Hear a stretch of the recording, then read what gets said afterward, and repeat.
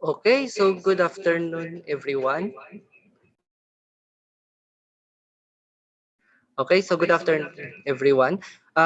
Track B participants, welcome to 26th Summer Institute in the Natural Sciences and Mathematics with the team Upgrading Seniors High School Science and Mathematics Education, Content and Competency Part 1. I am Joseph Ludwin Marigmen, a graduate student and a teaching associate of mathematics at the University of the Philippines, Baguio, and I will be your moderator for today's lecture. Before we start, please allow me to read the following rules. So let me share a photo containing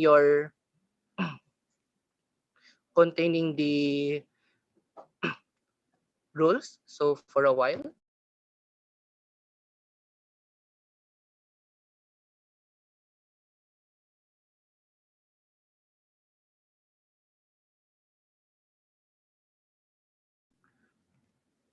Okay, so let me read the rules for this for this day's webinar. So for all attendees, please observe the following etiquettes. Number 1, turn off your microphone and webcam during the talk. Number 2, please post all the questions in the chat. This will be asked by the moderators at the end of each talk.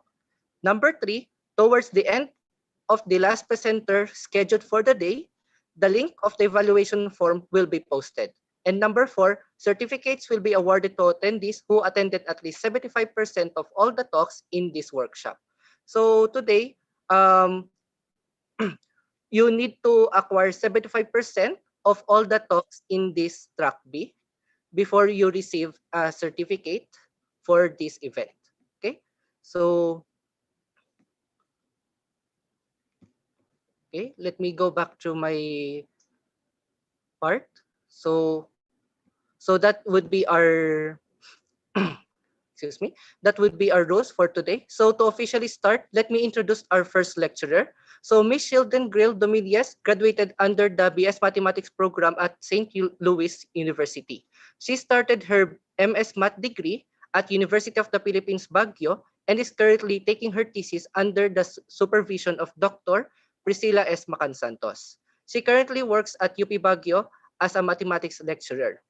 To talk about some statistical functions in Excel, let us all welcome Ms. Shielden Grail Domilies. Good day, Ma'am Shielden.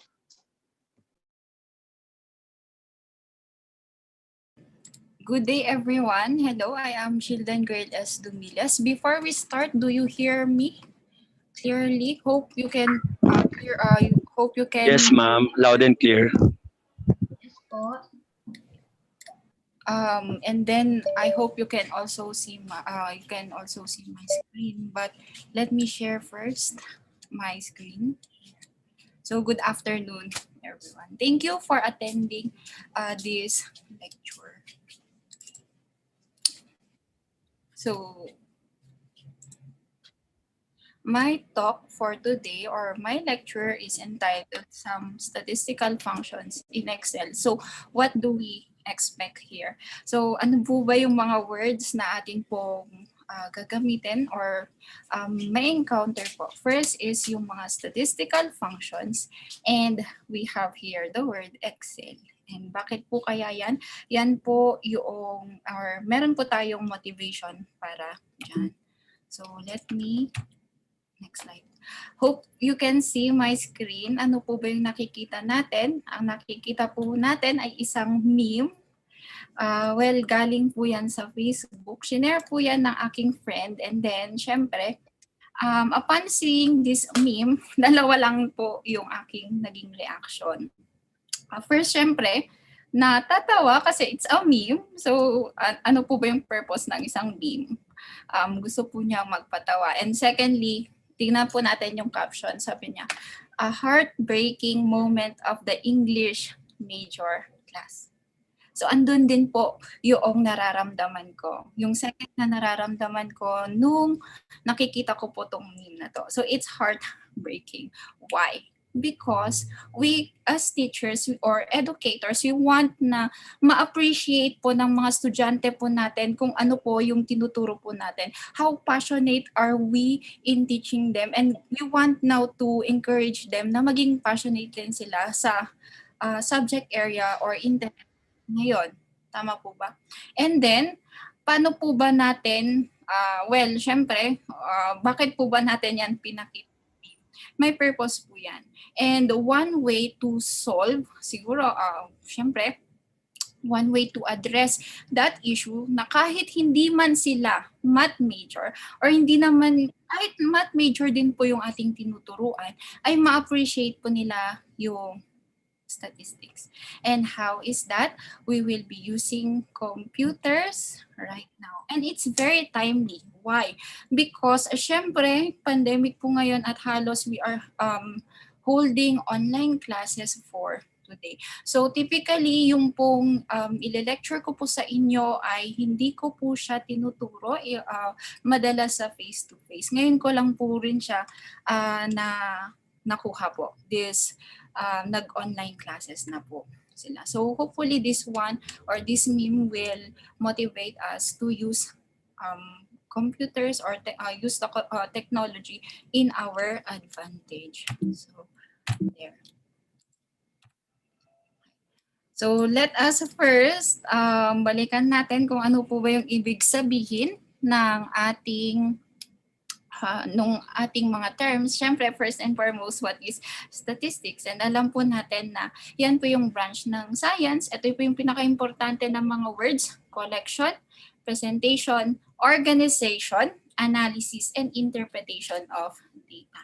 And madalas din po natin na nababanggit dito, syempre meron po siyang dalawang fields typically. So yun yung alam po nating descriptive statistics and then the inferential statistics.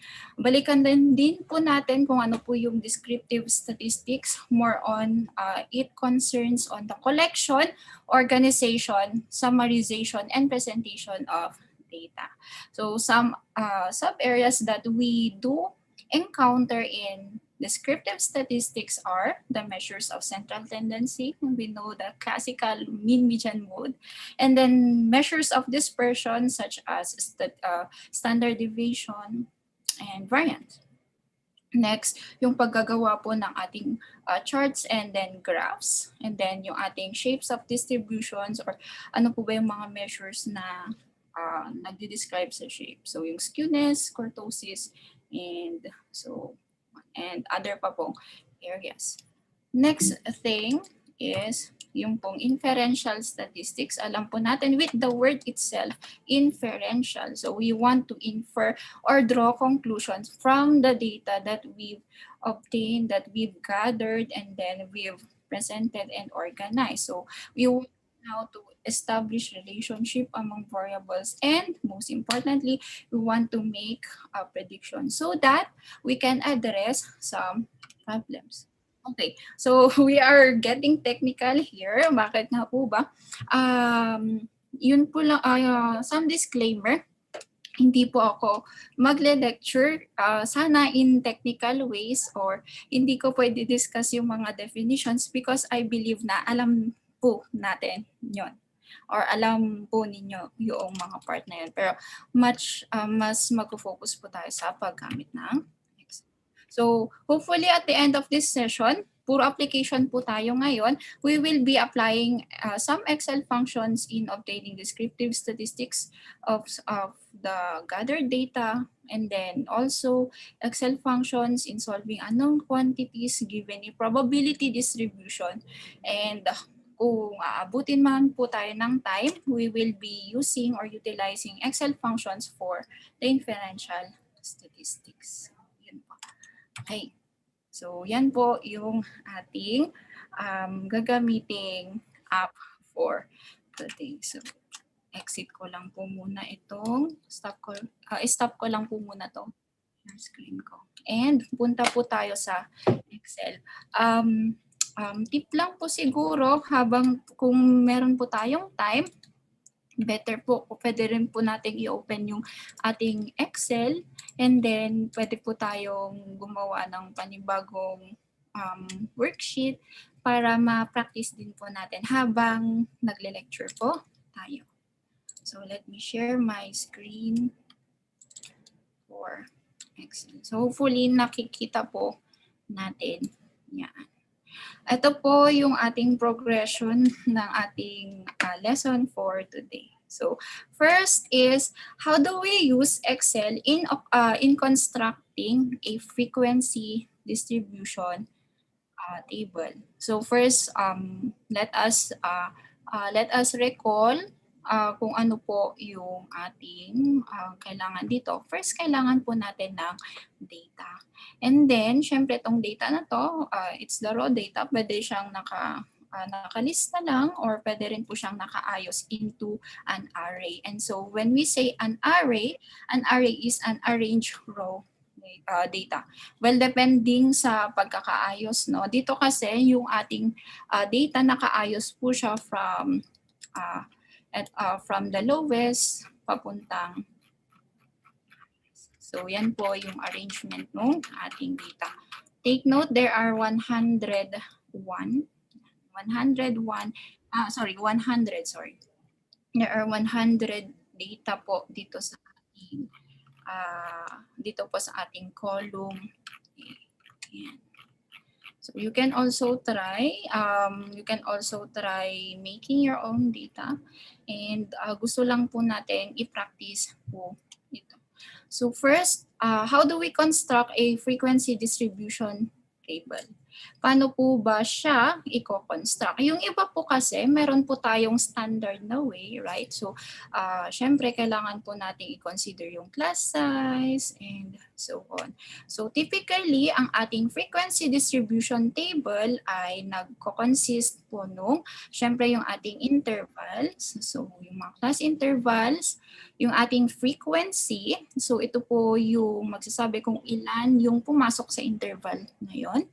Then we have the lower class boundaries, upper class boundaries, the class mark, the less than cumulative frequency distribution, and then the greater than CFD. Okay.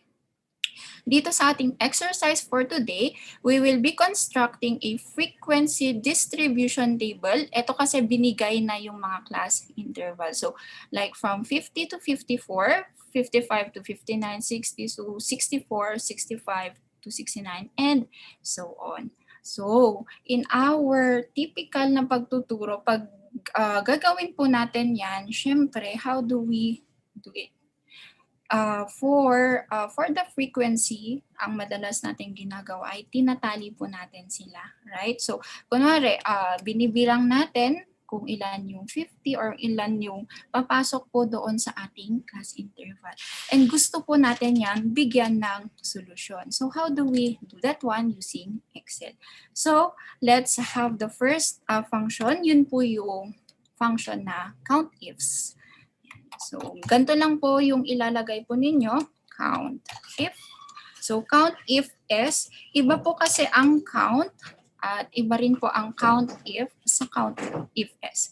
Ang count, bibilangin niya po kung ilan yung inyong data. Yung countif naman, bibilangin niya rin po yung data, pero you need to have a condition.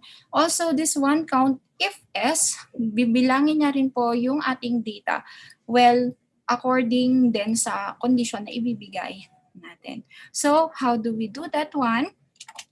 So, tignan po natin yung mga, tignan po natin yung ating function. Meron po tayo ditong yung ating function, and then ito po yung kanyang syntax. Or ito po yung susundan po natin na code ng ating Excel para po makuha. Yan. So first na criteria is yung criteria range 1. So yan po yung ating yan po yung listahan ng ating data. So, pwede po ninyong i-drag. So, pindutin nyo po yung first entry, then you drag it hanggang sa end. Pero ang ginagawa po namin is that pindutin na lang po yung first na data, and then command or control shift down. Mac po kasi yung gamit ko ngayon. So, yung control po is ginagawa ko po ang command. So, kapag po Windows po yung gamit po ninyo, ang gagamitin po ninyo is control instead po no command. So, balik po tayo. And then next is that, syempre, ito po, mamaya po kasi ika-copy-paste po natin. So, better, para hindi po mag-move yung referencing po ng ating data, maglagay po tayo ng mga $sign. So para po mas madaling gawin yan, maglagay na lang po tayo ng, pindutin na lang po natin yung F4. So yan. So from this one, ibig sabihin hindi po mag-move yung data pag i-drag na po natin sila. Madalas po kasi natin gagamitin ay copy-paste. So yan. And then after that one is ilagay po natin, maglagay po tayo ng condition with the double quotation mark. So first is yung dito po kasi sa first na interval natin, we want that bibilangin po natin yung from 50 to 54. So ibig sabihin we will be considering values of 50, 51, 52, 55. Yun po. So how do we code that one? Mahirap naman po pagka isa-isahin po natin, gagawa po tayo ngayon or gagamit po tayo ng mga signs po natin. So we will be using greater than or equal to 50. So lagyan po natin ng equal to 50 kasi kailangan din po yung 50. Pasok din po sa ating criteria. And then next is comma po ulit. Then next is punta po ulit kayo sa ating criteria range 2. So kailangan po natin yan. So ito po ulit and then control or command shift down. Yan. Para hindi nyo na po i-drag. So pwede po ninyong i-drag. And then F4. Tapos po next, comma. Then double quotation mark. Oops. Hindi pa po tapos, no? Double quotation mark. Tapos maglagay po tayo ng entry that is lesser than. So hindi po tataas sa 54 and equal to 54.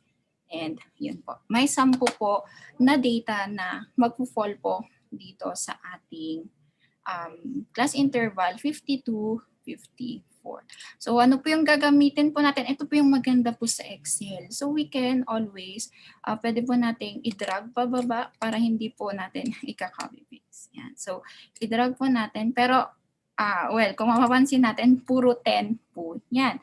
So, ibig sabihin, we need to change our parameters or yung mga values na nasa loob po ng ating count if S. So, dito, dun po tayo sa second class interval, yung 50, palitan po natin ng 55. Yung 54, palitan po natin ng 59. So, some changes po. So, 60, tapos 64. So, tingnan nga natin. Yan. 59. We need to make sure po na wala pong mag-overlap. So, try po muna natin. Kung sakali pong hindi mag-work po yung ating code, balikan na lang po natin. Yan. Don't worry po pala, if you want to have this copy of Excel, I can give them to you after po ng ating talk.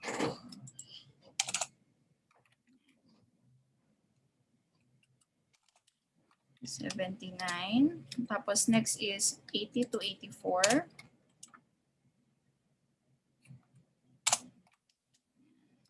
The next 85. 85 to 89. Next po is 90 to 94. Next is from 95 to 99. Tingnan po natin, no? Check, double check, 10, 3, 8, 13, 17, 19. Ito, next, 82, 84, 25, and then 4. So, to double check po, ang ginagawa po natin is kunin po natin yung sum po nitong total frequency. That is, dapat equal po siya sa number of data na meron po tayo. So, ito, kunin po natin yung sum. Yun po. So, oops, nasobrahan. Kung titignan po natin, ibig sabihin, kailangan po nating i-check ng maayos. So, sorry. This one should be natin yung sum dito. Dapat 100. Yan po.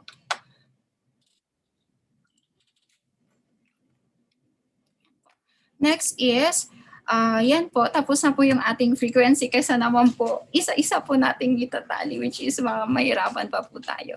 Next is yung pagpupuno po ng ating LCB and then UCB. Paano po ba siya ginagawa? Well, typically, di ba po, kapag ganito po na class intervals na whole number, ang ginagawa po natin is plus or minus 0.5. Pero to be technical on that one, ang class boundaries po kasi is the average between yung preceding upper class boundary, class limit, tsaka nung succeeding succeeding lower class limit. So, yun po yung gagawin po natin. So, kunin po natin yung average. So, ito po yung technique or code average po nitong dalawang numbers po na ito. Yan, comma, tsaka ito po.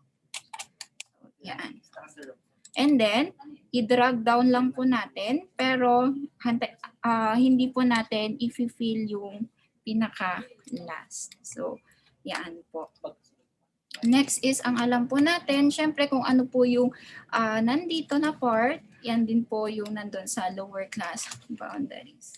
Para saan po ba ito? Para po makonstruct din po natin yung histogram po natin, right? So, yan po, drag down po lang natin.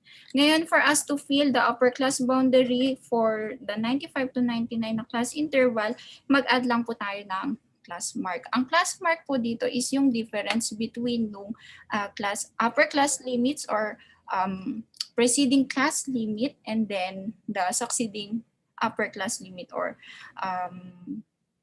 yung lower class limit. Well, that is ito 55 minus 50.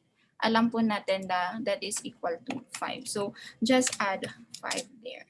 Ito rin po ang aanuhin po natin is this one minus 5 naman po. So we have then our lower class boundaries. For our class mark, alam po natin yan yung average between the class boundaries natin. So I mean not class boundaries pero yung class limits po natin, yung 50 and 54. So average po nito at saka nitong itong lower and then upper class limit. Yan po yung ating class mark. And then drag down. Yan.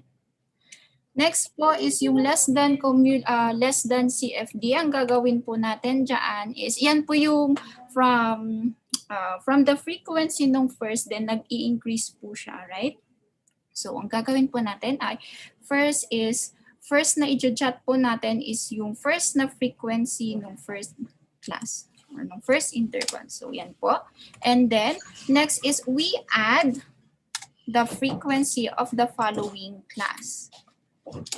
So hopefully nasusundan po. Yan. Add po natin. Ulitin ko po.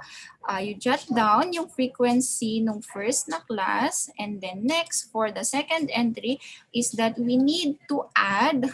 So we add the frequency, we need the next frequency po dun sa frequency kanina. So 10 plus 3, that is 13. And then drag down.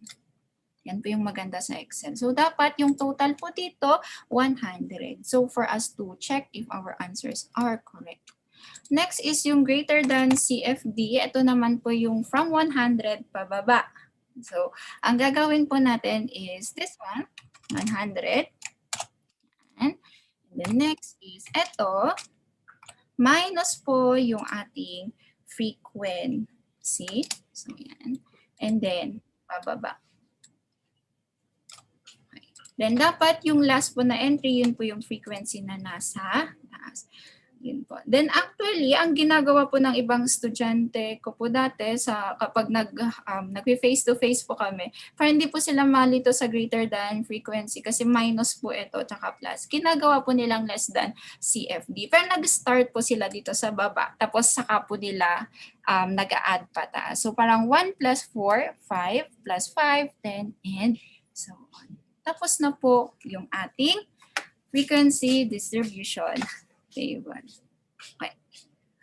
Kung meron po kayong tanong, you can always, you can chat po dito sa ating chat box. So, dun po tayo sa descriptive statistics. Well, hindi ko na po i-discuss kung ano po yung kung paano po ito, pero paano po ba natin kukunin yung mga measures po na ito using Excel. So again, we are given the final grades of statistics students arranged in an array. And we need to provide the following. That is, we have mean, median, mode, and so on. So tingnan po natin kung paano po mag-work. First is yung mean. Dito po, na-meet po natin siya kanina. Instead po na mean yung ilalagay. Minsan po kasi kapag, kunwari ako din po, linalagay ko po mean. Pero wala pong syntax na mean. Ano po yung dapat natin ilagay? Ilagay po natin yung word na average.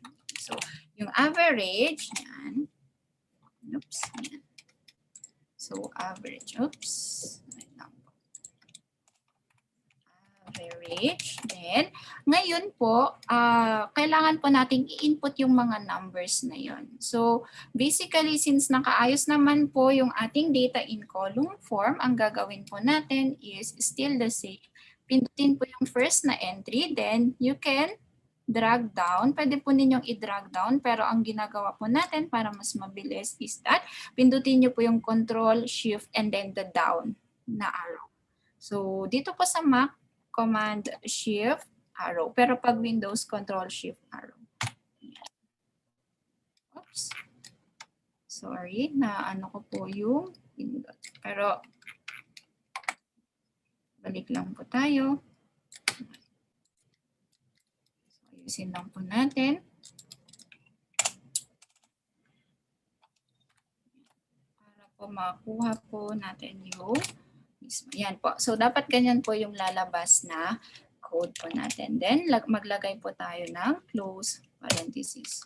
Equal sign. Then, yan po yung ating arithmetic mean. Next is yung median. Still the same po. Ang ginagawa ko po is kinaka-copy-paste. Since same naman po na database, yung ginagalawan po natin, kinaka-copy ko na lang po yung ating code. Then, after that one is pinipaste ko na lang din po. So, ganyan. Pero since median po yung hinahanap, palitan po natin yung ating syntax, yung magiging code po natin instead po na average, yan po ay, yung function po natin ay median. So, median. Tapos enter, you have there 74. Next is itong mode. Copy-paste. Yan. Ngayon, ito po, medyo magkaka-issue po tayo. Pero ito po yung ating gagawin. So, mode of the following data set. Pero ano yung magiging problema natin dito? We know that if we have given distribution, possible na wala pong mode, possible po na may isang mode, possible po na dalawa yung modes, 3 modes, and so on. So how do we address that one in our case? Dito po kasi pag gagamitin natin yung code na mode and that one, isa lang po yung binibigay niya. So we want kasi na makuha lahat. So how do we do that one? Gagamit po tayo ng isa pa pong function which is, ilagay ko na lang po dito sa tapat, yun po yung mode.mult. Okay? So, try pa po natin ha. Mode.mult, then enter po natin yung ating set of data. Yan. Okay? Tapos, press enter. Anong napansin po natin? Ang napansin po ulit natin ay isa lang naman po yung ating nakuhang mode. Pero, well, syempre, dito po kasi hindi ko po pinakita sa inyo yung ating mismong data, pero actually hindi lang isa yung mode. But how do we address that one? Still the mode that mold po yung ating gagawin. And so how do we do it? Ganito po yung gagawin natin. First is magkaroon po tayo ng initial guess how many kung ilan po yung ating mode. So siguro pwede para maging keep safe po tayo, we can assume many, no, yan, madaming, let's say ganito karaming modes probably. So ang gagawin po natin is we drag down, then release. Pindutin po natin yung control or command. Yan. So, i-highlight po natin yung cells na yan kasi po ang ilalabas po sana ng mode is an array. Tapos, and then, after po na pindutin po ninyo yung control or command, release po. Oops. Yan. So, before nyo po i-release, pindutin nyo po muna yung ating, pindutin po ninyo muna yung ating key, and then highlight, then equal to mode dot molt nung ating array that is from A2 to A2 to A101. Then next is you press whether it's Microsoft Microsoft or Mac, Control Shift Enter. Then lalabas na po. So there are actually two modes in our distribution, that is yung 50 and 82 po. Pero kung mapapansin po natin, may mga entries po dito na NA. What does it mean? Ibig sabihin, empty lang po yan. Ibig sabihin, dalawa lang po yung modes natin. So kung kunwari meron pa pong isang number dito, say 35 or let's say 75, then isa din po siyang mode. Pero since dalawa lang lumabas po dito, ibig sabihin, dalawa lang po yung modes ng ating distribution. Yun po. Okay? So, hopefully nakuha po natin yan. Next is yung sample standard deviation. Well, ano po ba yung formula ng standard deviation? Yan po yung summation po nung nung mga observation minus mean, quantity squared all over. Kapag sample po, ang kanyang denominator ay n-1. Pero pag population, we have n.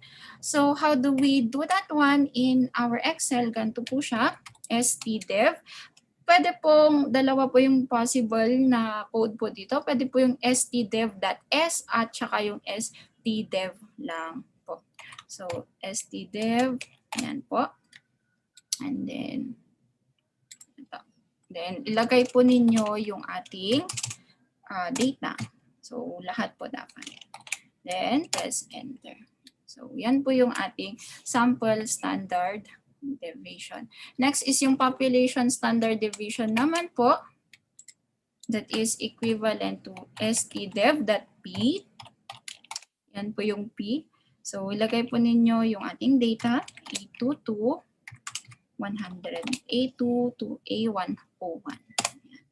So, yan po yung kanilang values. Next is yung sample variance. Alam po natin na yung variance is yung square ng standard, siyempre sample standard deviation. Pero what if nakalimutan din po natin, pwede rin po natin kunin po yan as yung pong var. Yan po.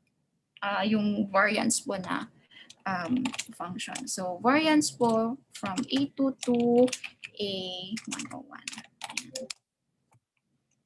Tapos kapag po population variance, var.p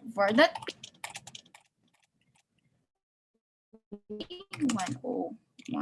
Okay. Next is yung maximum value doon sa ating data. Pero naka-arrange po kasi, alam po natin na yung maximum, yun po yung 96. So, how do we do that one? Paano naman po kapag hindi po arrange yung ating data? So, makukuha pa rin po natin. Ang gagawin po natin is yung syntax na max. So, max and then yung ating data. So, from A2 up until A101. Then, enter. For our minimum value po, still same po yung ating magiging syntax. Minimum from A2 to A101. Okay. Next. Next naman is yung second largest value. Well, kapag titignan po natin dun sa ating pinakababa, ang second largest value is 94. Kasi yan po yung susunod kay 96. So, paano po kung hindi natin alam? Ang gagawin po natin na code is yung pong large. Oops. Large. Yan, large. Lagyan po natin ng large. Dalawa po yung syntax niya. So, yung array or yung data and then the K. Yung K po, yun po yung pang-ilang number po siya. Pang-ilang number po siya malaki. Dito po kasi we need the second largest. So, our K should be equal kay 2. So, large nung array. Ang array po natin, A2 to A101. Then, comma, sundan po natin, maglagay po tayo ng 2. So, 94. Next is yung second small value. Gamitin po natin yung function na small from A2 to A101. Then, K is equal to 2. Yan. Okay. Next po. Yung pong skewness using sample standard deviation, magkaiba po kasi yung formulas. So, kailangan po nating i-take account po yan. So, how do we obtain the skewness? Ano po ba ulit yung skewness? Skewness po is yung nagsasabi po nung shape po nung ating distribution. So, meron po tayong well, syempre yung asymmetry po natin, meron po tayong skewed to the right and skewed to the left. And how do we do that one? Using Excel, we have here skew nung ating data. So from A2 to A101. Then enter. So yan po yung ating skewness. Using po yung sample standard deviation. And then for the skewness using the population standard deviation, yun po yung skew P. Skew.P from A2 to A101. Ayan. So, period. Yan po yung kanilang skewness. Pero please do take note here na medyo magkakaroon tayo ng issue dito. Why? Because our distribution is multimodal. What we mean by that is, di ba po, magkakaiba po yung mga formulas na ginagamit po natin to measure the skewness.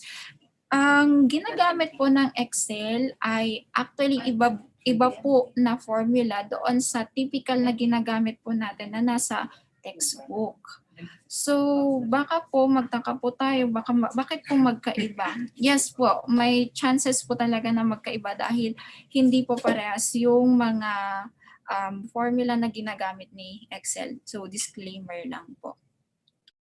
And then another issue is that syempre, kapag ang skewness, no, masasabi natin na what ang magiging issue kasi is what if yung sa sample sa atin, di ba?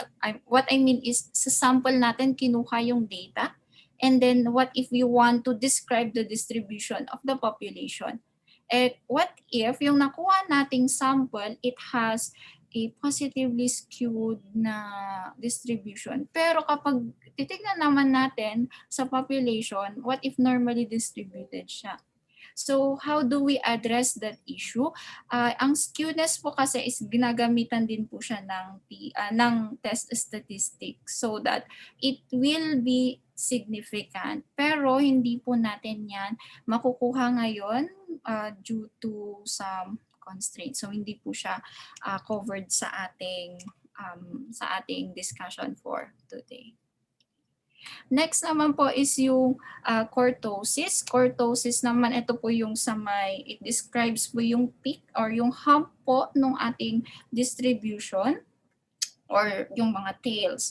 So meron po tayong, syempre, mesokurtic, which is yung normal distribution. At meron din po tayong leptokurtic. Ang leptokurtic is sharp po yung kanyang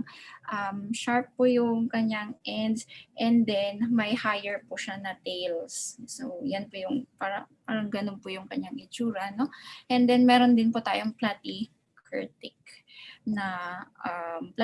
po na distribution. Pero how do we do that one?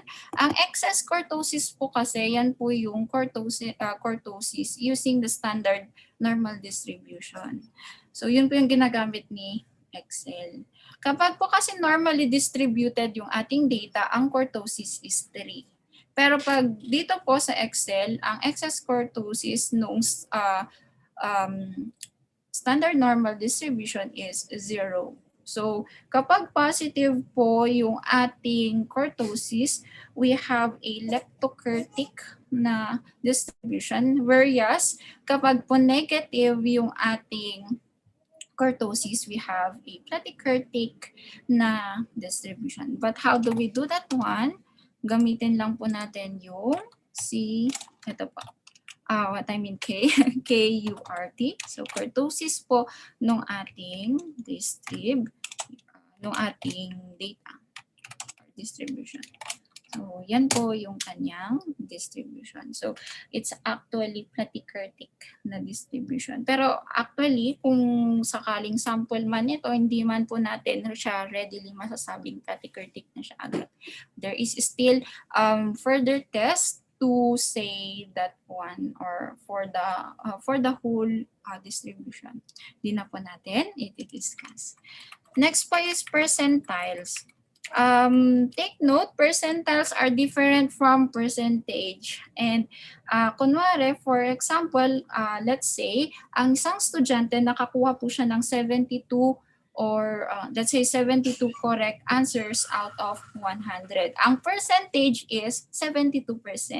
Ang percentile naman po is, yan po yung nagde-describe, it's para din po siyang percentage, but it's relative to the standing. So for example, kunwari yung raw score na 72, nagbigay po siya ng 64th percentile. What does it mean? So kung kunwari meron po tayong score na 72 and then the percentile is 64 or the 72 is the 64th percentile. It means that we are better than 64% of the whole class. So yun po yung gustong sabihin ng percentile. So how do we get or obtain yung ating code for percentile? Yun po yung percentile. Actually, magkakaiba po yung ating magiging formula dito. Meron po tayong percentile EXC, meron pong INC. Ang EXC, exclude po niya yung pong lowest and largest value, while yung INC, kaya siya INC, is include or inclusive. Inclusive nung pong mga highest and largest na value. Ang pinapakuha ko po sa mga estudyante po namin is yung percentile.exc. So, pero it's your discretion naman po. We do not have a standard po na formula in actually using po yung ating percentile. So, I'll be using EXC, percentile, not EXC. So array, so yung pong ating data from A2 to A101, and then K, yung K yun po yung pang ilang percentile po siya. So lagay po natin dyan. Okay. Oops. Check po natin yung ating, instead po natin, gawin po natin 0.1. Yan. Okay, kasi personal. Yeah. 0.1. Yan. Instead of 10. So we have here 53.4. Tingnan po natin kung meron pong chat. Okay, so sige, balikan po natin yung chat later on. Yan. Thank you. Tingnan po natin yung percentile rank score of 70.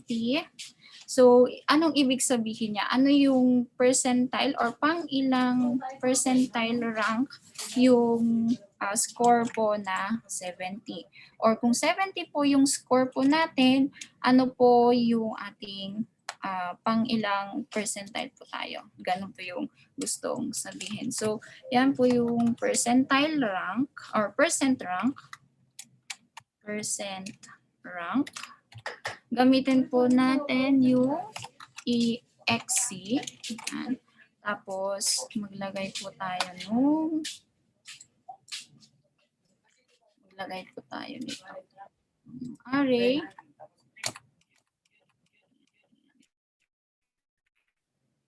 Oops. So, yung array po natin, type ko na lang po, A2 to A101. Tapos, next na syntax is yung X. So, yung need po natin is 70. And then, yung significance yan po yung significant figure. So, let's say, sabihin na lang po natin 2 significant or 3 significant figure. So, yan po yung ating percentile rank ng 70 na score. So, ibig sabihin, 34.6 percentile yung score na 7. Next is yung trimmed mean. Ang trimmed mean po, ibig sabihin tatanggalin po natin yung, kunwari, i-arrange po natin siya in order. And then tatanggalin po natin yung first 20%, so yung lower 20%, and then yung higher 20%. So, ikakat po natin yan, and then yung natira, yun po yung kukunan po natin ng mean. Yun po yung ating trimmed mean. So, ang gagawin po natin is trim mean. Nung array natin or yung data, A2 to 101. Tapos yung percent po natin, maglagay po tayo ng 20%. So, yan po yung ating trim mean. Okay? Tapos next po, yung z-score po ng ating 65. Minsan po kasi kapag nagdi-deal po tayo sa measure of position, na-encounter po natin yung transmute ng isang score into z-score. Well, gagamitin din po natin yan kapag if we are dealing with the normal distribution. Tama po. So, how do we do that one? Yung code po, hindi po siya z-scored, hindi po, standardized. Yun po yung magiging function. Standardize. Baka mali po yung spelling natin. Yung ating x, yun po yung ating score, yung 65. And then yung mean po natin is that, pindutin na lang po natin dito kasi na-compute naman po. Tapos, next is yung standard deviation. Okay. So, yan. Okay, pwede po ninyong ilagay. Yung personally, yung ating mean. So, kunwari, kung sakali lang yung ating mean ay 75, so you put 75 there. Then, kapag ilalagay, kunwari, given din po na standard deviation is 18, ilagay nyo rin po 18. So, mga ganyan po. Pero in our case, yung ating given na mean ay 72.94. And then, gamitin na lang po natin tong sample standard deviation. So, yan po. So, standardized. And yan po yung ating z-score for 65. Okay. Next is yung number of samples. Ang number of samples, yan po yung count po natin or count po nung ating data. So, lagay nyo po yung count, tapos yung array or yung ating listahan po from A2 to A101. And then, okay na. So, yan po yung ating, descriptive stats kaunti. Yan, okay. Pero actually, before doing this one, meron pang isang option na mas madali. And paano yan? Kailangan po natin nung data analysis toolpack ng Excel. So, ano po yung data analysis? So, for example, ito po. Punta po kayo sa data. Yan. Tapos, punta po kayo sa data analysis. Ito po kasi na-install na po. Hindi po, kapag po kasi nag-open po tayo ng Excel, hindi po siya agad na nagpapakita. Kailangan po natin siyang install. Pero I will be showing you a video on how to install yung ating data analysis toolpack. So click nyo lang po. Then makikita po ninyo yung ating options po na yan. So punta po kayo sa descriptive stat. So ulitin ko lang po ha. So data analysis, descriptive stats or descriptive statistics, and then pwede po, ito pong input range, yan po yung ating data. So yan, from A2 up until command or control shift down. So yan po yung ating input range. Next is kapag nalagyan po ninyo ng labels, i-check nyo po ito. Pero since hindi po tayo naglagay ng label, hindi po natin ilalagay. Next is, ito pong output po na range. Ang output po na range, dyan na po ilalabas yung ating descriptive statistics. And how do we do that one? Pwede po tayong, may option po tayo na dito sa same na worksheet or sa ibang worksheet. Pag new worksheet po, ilagay, naka-default po dito yung new worksheet apply. Pero pag kunwari po, gusto po natin katabi po nung ating data, maglagay po tayo dito sa output range. So yan, output range. So, pindutin nyo po kung saan yun po natin gusto. So kunwari dito na lang po. Tapos maglagay po tayo ng tick box here, yung summary statistics and then the confidence level for mean. Yan. Oops. Okay. So output range. Bakit ayaw niya? Okay. Yan. Medyo nagahang po yung ating computer. Sorry po. Kaya't largest, pwede pong ilagay yung second. Yung kaya't smallest, yun yung smallest na, second smallest data. Yung kaya't largest po, when we say 2, that is the second largest data in our data set. And then press OK. Yan. Then, hintayin lang po natin. Ayan, lumabas na po yung ating lumabas na po yung ating descriptive stats. Ayan po, andyan po yung mean, yung standard error, median, and so on. So, meron din pong confidence level which we will be discussing kung kakasya po yung ating time. So, yun po. And how do we install po? Ganito po siya. Let me stop my share screen. 30 seconds lang po na video. Pakita ko lang po. Nakikita po ba? Okay. So, play ko lang po. So, punta po kayo sa inyo pong Excel. Pindutin File, Options, then yung Add-ins. Then, punta po kayo sa may Excel Add-ins Go. Then, Analysis Toolpack. Okay. At magkakaroon na po kayo ng Data Analysis na Toolpack. Yan po yung pag-i-install. So, I will be also giving this video kung okay lang naman po sa kayong ibigay yung video and then the Excel file.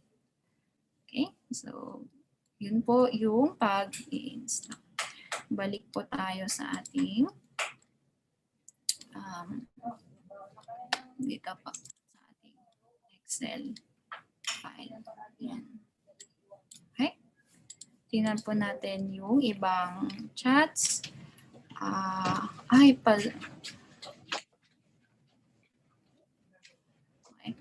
Y po sa second small is 50. Thus, the minimum value is equal to the second small. Hindi po. Dito po kasi sa given na data, 50. Tapos, 50 din po yung 50 din po yung susunod. sa ating array. Yun po. Yes, tama po si Mr. Cesar. Thank you. Thank you po. Thank you. Can you give us po yung mismong file? Yes, pwede rin po. And yun. Okay. Sana po mabigyan ng recorded video. I guess, pwede naman po. Try ko po kung, hindi ko lang po sure kung pwede pong ibigay yung recorded video. Tanungin ko na lang po sa secretariat kung pwede. Pero ito pong Excel file, with my permission, pwede pong gamitin or pwede ko pong ibigay. Thank you rin po. Yan. Para hindi po natin makalimutan yung mga formulas. Yan. Tignan naman po natin sa permutation and combination. Okay. So, ano po ba, dito, paano po ba natin or bakit po natin kailangang kunin yung permutation and combination para po yan sa probability. So, paano po ba? Well, syempre, meron po tayong calculator. Pwede naman po natin yan i-input. Pero syempre, since Excel din po yung gamit natin, pwede rin po natin i-input. So, how do we get yung ating factorial formula? Let's say, yung ating factorial po, that is yung n factorial, which is equal to n times n minus 1 times n minus 2 multiplied by up until 1. So, let's try po yung ating 5 factorial. So, ang ilalagay po nating function ay FACT. So, fact, yan. Tapos yung number, so 5. Alam po natin na it is equal to 120. Yan. So, 5 factorial. So, fact, then the number. For the permutation, ito po, di ba, ang alam po natin sa permutation, the order matters. Or yung pong arrangement nagmamatter po. Yan. So, for example, let's have this problem.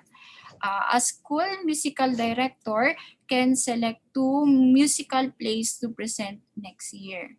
One will be presented in the fall and one will be presented in the spring. So, isang fall, isang spring yung papatugtugin. If she has 9 to pick from, how many different possibilities are there? So, ilang choices yung pwede. Ang gagamitin po natin dito sa problem na to ay permutation kasi importante po yung ating ordering. Ano po yung order natin? Isa po kasi sa fall at isa sa spring. So, kailangan po nating i-apply yung permutation dyan. So, how do we do that? Paano po natin yan isosolve? So, lagay po natin yung permute. So, permute nung, syempre, yung number, yan po yung total numbers. So, yan yung n. Tapos, yung number chosen, yan po yung dalawa. So, yan. Which is equal to 72. Next naman, ito naman yung isa pang code for the permutation. In a set of 3 objects, A, B, and C, how many permutations with repetitions of 2 objects are there if repetitions are allowed? So, ano yung ibig sabihin po nito? So, when we do ordering, dapat pwedeng maulit yung letter. So, for example, di ba, may 3 objects. Kukuha lang tayo ng dalawa. For example, legit or okay lang po na kunin yung A tsaka A. So, A, next is A, B, A, C. Tapos yung other more. So, pwede po yung B, B, and C, C. So, paano po yung mga ganong cases? Pero permutation pa rin po yung gagamitin natin. Ang gagamitin po nating code is this one, equal sign, permutation A. So, yan. So, yung ating number that is 3, we will be choosing 2 items. So, yan po yung ating number of permutation. So, ano po ba yung mga permutation na pwede po ninyong ilista? Yung AA, AB, AC, BC, BB, CC, and so on. For the combination, tingnan din po natin this problem. A newspaper editor has received 8 books to review. He decides that he can use 3 reviews in his newspaper. How many different ways can these 3 reviews be selected? So in that case, gagamit po tayo ng combination. Because syempre, the ordering does not matter naman na po. So, code po natin, combination, combine. No number, we have 8. And then the number chosen, that is 3. Right. So, that is equal to 56. Next naman, still, paano ba natin i-apply yung isa pang function for combination, yung combination A, yun po yung repetitions po ay allowed. So still the same, in a set of 3 objects, A, B, and C, how many combinations with repetition of 2 objects are there if repetitions are allowed? So how do we do that one? So lagay po natin yung combine A, tapos yung ating number 3, tapos yung number chosen, that is equal to 2. So equal po siya sa 6. You can use these formulas para mas mapadali po tayo mag-solve nung ating probability. Okay. Tingnan lang po natin yung chat. Okay. Wala po sa Windows? Really? Okay. Kung wala, pero Windows, Windows po kasi yung though di ko po sure kasi kung dahil Mac po yung gamit ko po na computer, tapos in-installan lang po ng Windows, kaya po siya nag-work. So sabi po ni Ma'am Joanna Reyes po, wala daw po sa Windows yung permute A tsaka combine A. I see. So may mga din po pala, medyo limited din. And speaking of yung mga iba pa pong functions, trinay ko din po siya sa Google Sheets. So yung online naman po, hindi po lahat ng formulas na naibigay po natin ay nag-work. So yun lang po, siguro sa Excel. And then di ko rin po alam kung anong version po ng Excel na work yung permute A and combine A. So yun po yung nakikita ko. It's either dahil Mac po yung gamit, or second one is yung version po ng ating Excel. So yun lang po yung iko for sure. Okay. So baka nga po sa ating versions. Thank you po. Salamat. Okay. Next po, dun po tayo sa normal distribution. Well, paano po ba natin? Depende sa version ng Windows. So, next is, ang permutation A, yan po yung with repetition. So, ibig sabihin kapag ipo-permute nyo po yung object, so, kunwari yung arrange po, pwede pong maulit yung mismong object na yun. So, yung parang kanina, A, B, C, pwede po yung AA, pwede po yung BB, at yung CC. Yun po yung permutation A. Next po is yung normal distribution. So, paano po ba natin, or ano po ba yung approach na ginagamit po natin dito? Typically, kapag tinuturuan po natin yung mga estudyante po natin, mas lalo po nung face-to-face, ano po ba yung ginagamit po natin? Ang ginagamit po natin ay yung mga tables po, or table of values. In which case po, di ba, minsan malabo pa po, or minsan magkakaiba pa po yung mga decimal places. Pero syempre, same din po naman yung mga probabilities na nandun. Pero in this case, hindi ko naman po sinasabi na hindi po tayo gagamit ng table, pero gamit na po tayo ng Excel for us to upgrade din or strengthen din po yung ating instruction para mas madali po. So, tingnan po natin yung mga nandito na kaunting problems na naihanda po natin. So, ito po. Find the area to the left of z equal to 1.99. So, basically, kapag po normal distribution, ano po yung madalas na ginagawa po natin? Siyempre po, dinodrawing po natin yung ating curve. Assuming po na normally distributed yan. Sorry po sa ating drawing, no? So, kunwari, bell shape po yan.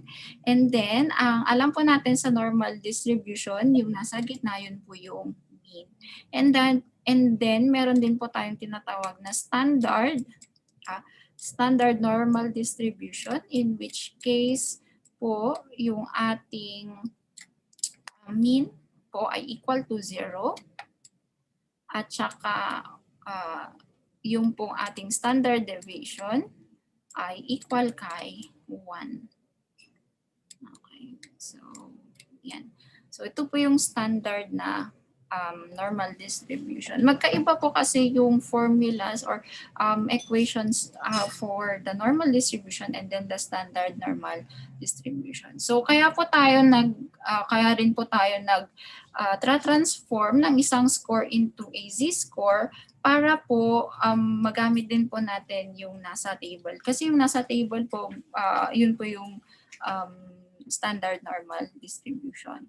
So how do we do that one in Excel? So let's try. Yeah. So find the area to the left of z equal to 1.99. So kung i-imaginein po natin, andito po yung 0. So area to the left nung z equal to 1.99. So kunwari ito po yung 1.99. Tapos kukunin po natin yung area to the left. So, sorry po sa lagpas-lagpas. Yan po. So, kunwari yung shaded na area, yan po yung area to the left. And we want to obtain that area. How do we do it?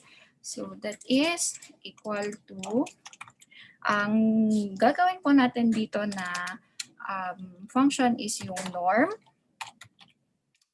Norm that S, kapag may S po, standard yung ibig sabihin yan. Norm.S.dist, D-I-S-T. So, yan. Tapos, yung ating Z, ang ating Z value ay 1.99.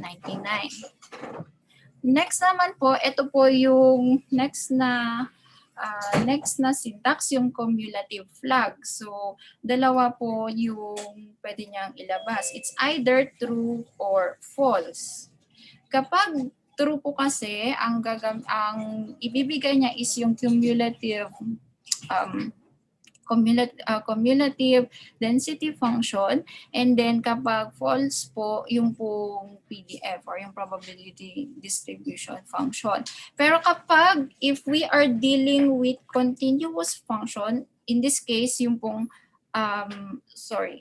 continuous probability distribution, and in this case, it's the normal distribution, we shall use yung flag na true. So, lagay yung word na true. Tapos, enter. And yan po yung ating, yan po yung area to the left po ng z equal to 1.99. So, tandaan po natin, ulitin ko, norm.s.dist, tapos yung z value, 1.99, and then the word true. Yan. So, kapag po kasi false, yun po, magkakaroon din po tayo ng issue since we have here a continuous distribution, po. So, kapag po, mamaya po natin i-discuss yung mga flags kung saan pwede po tayong mag-false. So, true pa po muna yan. Next naman po, how do we find the area to the right of z equal to 1.99? So, alam po natin kanina yung ating curve, right? So, yung ating curve, let's say 1.99. We want to find the area to the right. What do we do? Ang area kasi under the curve, ang total niya is equal to 1. So, what do we do here is yung 1 minus yung area to the left of C. So, pwede rin po natin yan gawin dito sa ating Excel. It's basically 1 minus yung nandun po sa taas. Yan. So, yan po yung area to the right of Z.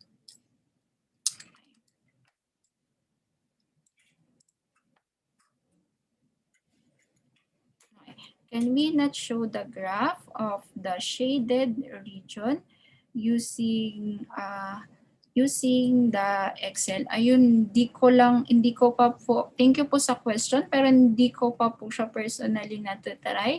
So yung kunwari, ipo-plot po yung normal distribution, then yung isi-shade, hindi ko pa po sure kung paano siya gagawin sa Excel. Pero sabi po ni Sir Cesar, thank you po, hindi rin daw po siya possible sa Excel. Hindi ko rin po siya natatry. Yan.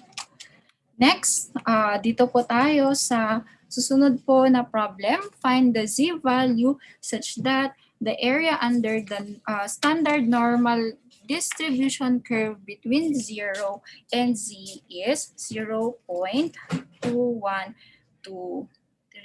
So basically, ano po yung gusto niyang sabihin? If we want now to, kunwari, we want to graph first, and dummy graph po, ay sorry, ayusin lang po natin yung ating curve, no?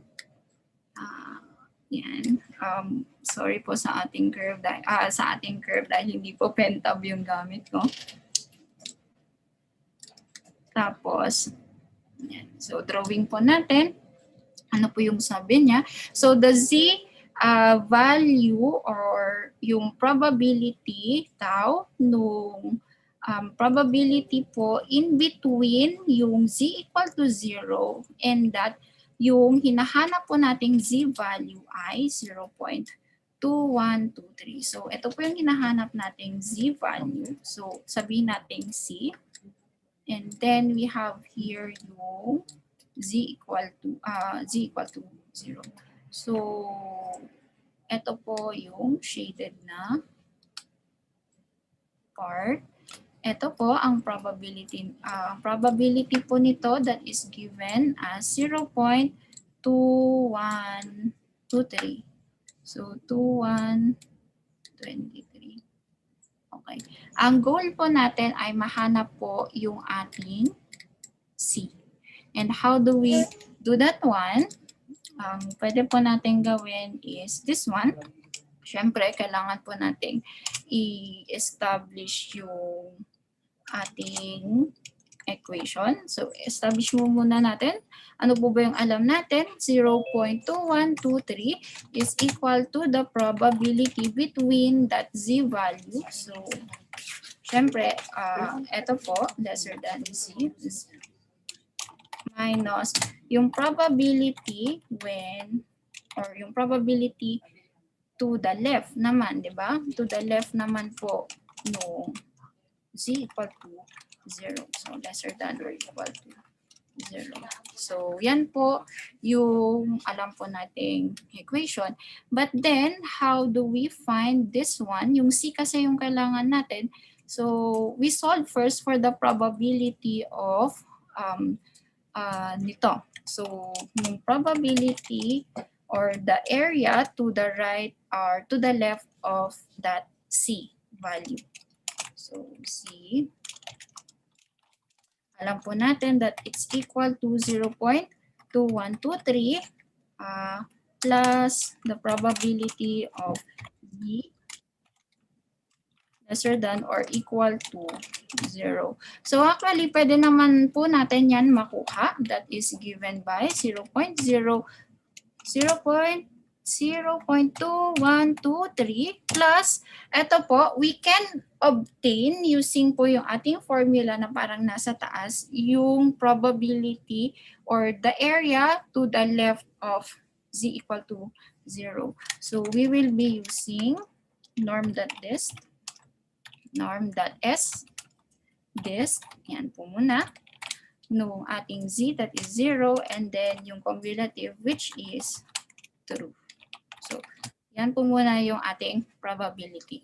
So, ibig sabihin, the area to the left of that certain C value or yung hinahanap po nating C value is 0.7213. So, yung pong ating sinishadan. Okay?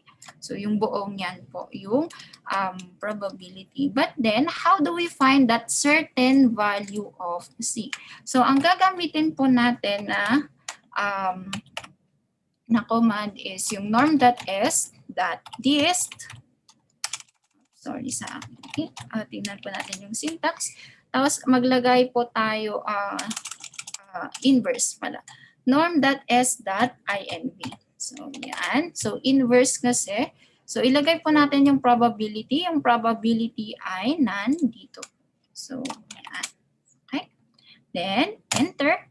Yan po yung ating given or yung nawawala pong z na z-score. So z is equal to 0.56. Okay? Tingnan po natin yung ibang chats. Yung visualization. So, sige, tignan na lang po natin. Next is, tapusin po muna pala natin to. Sorry. So, this problem is taken sa problem ni Bluman, yung 7th edition. So, for a medical study, a researcher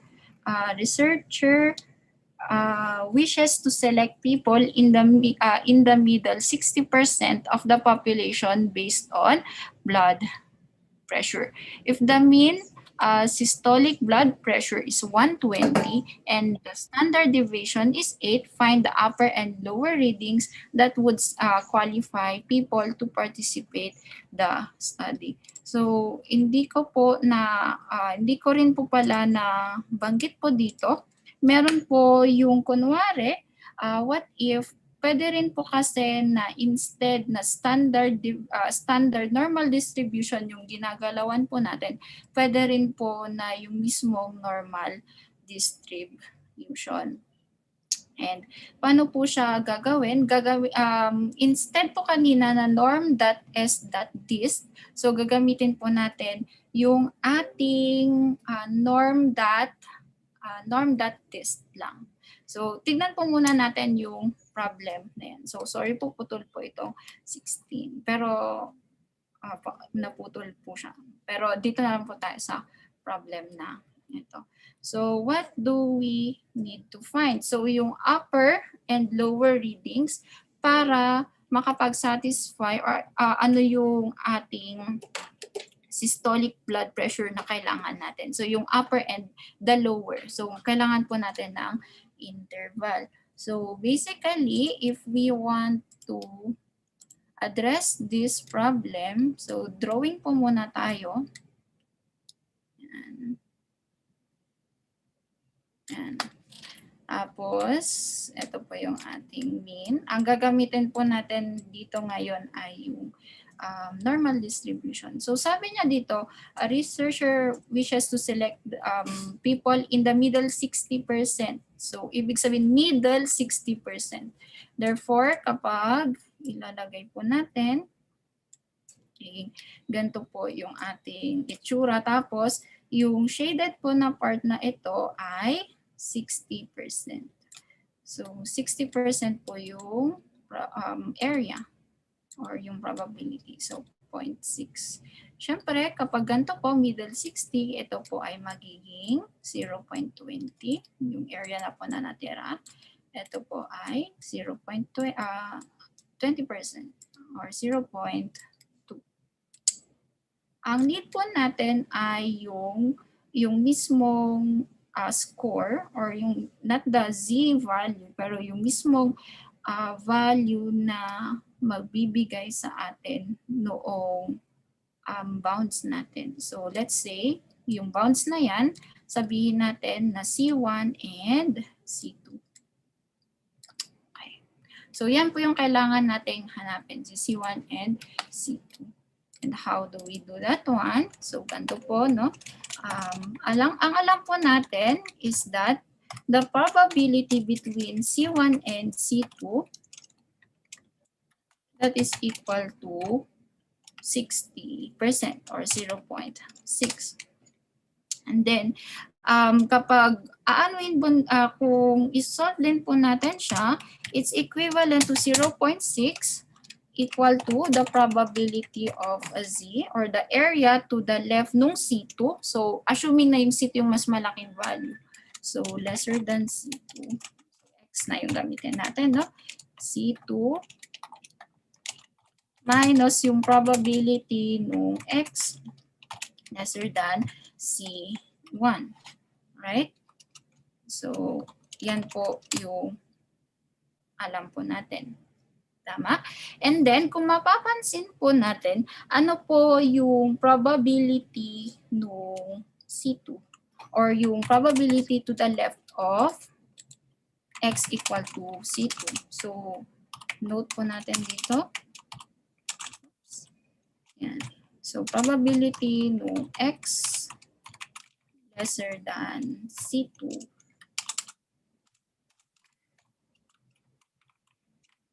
So, C2. Alam po natin na yan po ay equal kay. So, meron tayong 0.2 here. Tsaka meron tayong 0.60 that is equal to 0.80. Right? So, 0.80 or 0.8. And then, yung probability naman nung X lesser than C1. Hindi na po standard normal distribution yung ginagamit natin. Yung pong mismong normal distribution na po. Equal po siya kay 0.2. And from this one, makukuha po natin yung C1 and C2. How is that? So, ilagay po natin yung code. So, that is norm.dist. Hindi na po yung S, no? Kasi we are dealing with the X mismo. Hindi na yung Z. So, but instead na dist, ang gagamitin po natin yung inverse. Norm.inv. Yan. So, the probability is given by 0.8. And then, next is yung mean. Ang given po dito na mean ay 120. And yung standard deviation is 8. Yan. Yan po yung C2. Okay? So, ito po yung ating C2. Next naman is yung C1. We will be using yung norm.dist or norm.inv. And then yung probability that is given by 0.2. The mean is 120 and the standard deviation equal kay 8. Yan po yung mga upper and lower readings po natin. Okay? So, ulitin ko lang po. Dito po kasi, suppose X follows a normal distribution with mean. Given po tayo ng mean at saka standard deviation, find the following. So, let's find the following. X is the probability when our random variable is lesser than or equal to 6. Ano po ba yung ginagamit natin? Yan po yung norm.dist. So, instead na Z po yung ginagamit natin, yung X na po yung given sa natin. So, yung ating X ay 6, ang ating mean ay 5, yung ating standard deviation ay 2. At ilagay po ninyo dito yung cumulative log which is 2. Yan po yung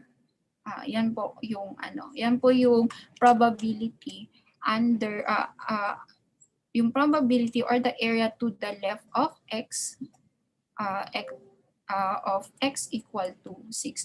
Ito po kasi ang ginagawa po natin, 'di ba? Yung X po kino-convert po natin into z-score and then kukunin po natin yung probability. So dito in our case, kahit hindi na po natin i-convert yung ating X into a z-score, makukuha din po natin yung probability.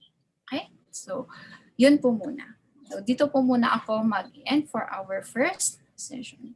So we have here you have a break from 2:30 to 2:45. Pero sorry po, tignan po natin yung mga question po. So, sige. Ayan.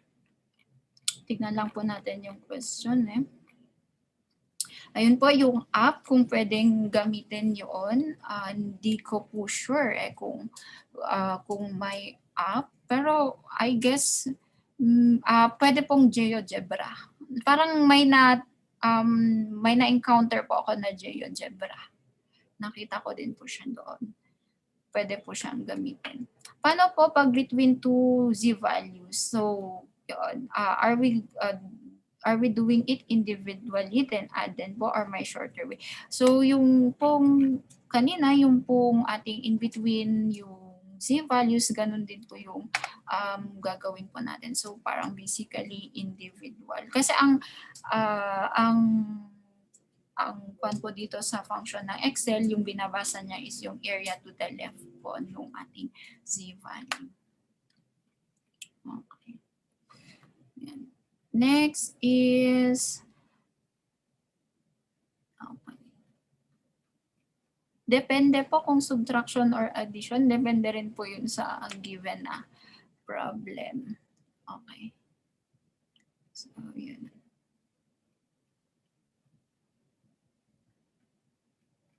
Tingnan po natin yung ibang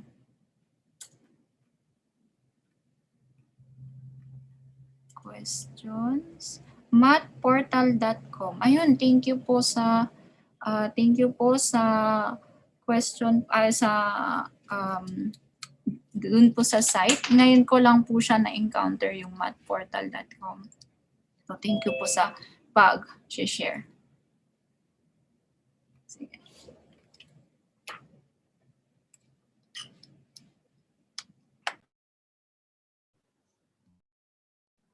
Okay. Meron pong question po dito si Sir Mark Kevin C. Samson. Meron lang po siyang concern regarding daw po dun sa parting probability. Pwede raw po tayong gumamit ng, po hanapin ko lang. If magdodrawing daw po, pwede po tayong gumamit po ng Paint at saka Google Jamboard para po maayos daw yung sa may part, yung sa drawing ng probability. Okay. Tapos meron pa po siya pong isang question po dito. Ma'am, yung sa pagsuot po ng probability po, bakit po less than lang or greater than lang? Hindi po ba pwede less than or equal to? Thank you sa question po na yon, kung lesser than or equal to. Kapag po kasi continuous distribution, meron po tayong property na kapag kunwari less than or equal to, equal din po siya sa probability ng less than. So yung property po na yon ay nag-a-apply sa mga continuous probability distribution. Pero kapag sa iba pa pong distribution, say yung binomial, hypergeometric, because they are discrete, hindi po siya mag-work. So it's a property. Thank you po.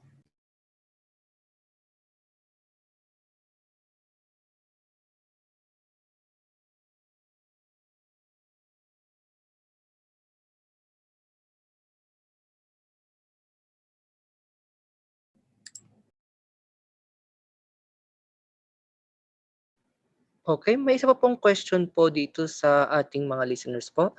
So, bali meron pong tatanong kung, wait lang, hanapin ko lang po, medyo natabunan po siya.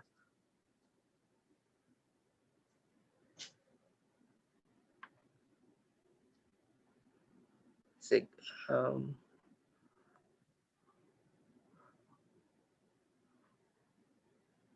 Okay, medyo natatabunan na po siya. So, I think we can go back later po dun sa may question na yon. Tapos, bagitin na lang po natin mamaya.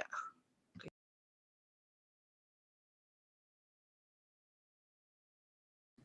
Break po muna to. Balik po tayo. Pero kailangan pa po ba nilang umalis, sir? Or dito na lang po sila mag-i-stay? Okay po. Regarding po sa part 2 ng lecture po ni Ma'am Shielden, pwede po tayong magstay po dito sa ating Zoom meeting po. Pwede rin po tayo na mag-out muna pansamantala, lalo na po sa mga nagpe-preserve po ng ating data sa mga gumagamit po ng mobile data.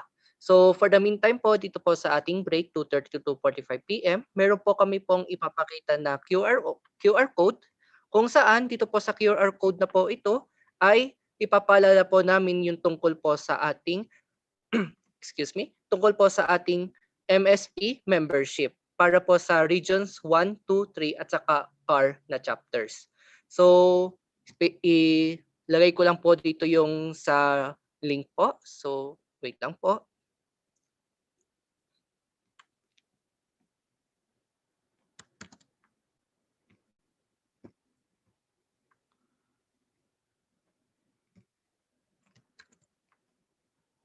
Okay, bali sinend ko na po dito sa ating chat box yung para po sa ating membership application dito po sa ating Mathematical Society of the Philippines. So basahin ko lang po.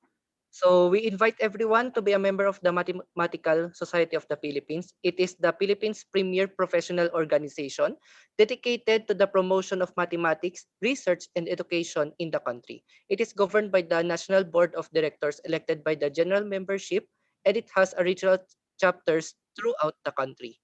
As a member of the CAR Regions 1 and 2 chapter, you automatically become a member of the National MSP and likewise the Southeast Asian Mathematical Society or yung acronym po niya which is SIMS. So for those who are interested to apply or renew their membership, you may visit the membership form through the following link as attached here.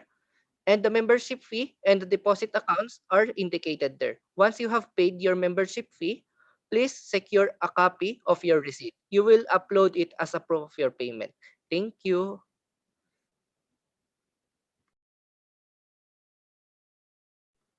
Time check, it's 2:32 PM. So for the meantime po muna, break muna po tayo dito sa ating lecture for today. So balik po tayo ng 2:45 PM and maya-maya po ipopost ko na po yung sa ating QR code for the membership form. Thank you very much po.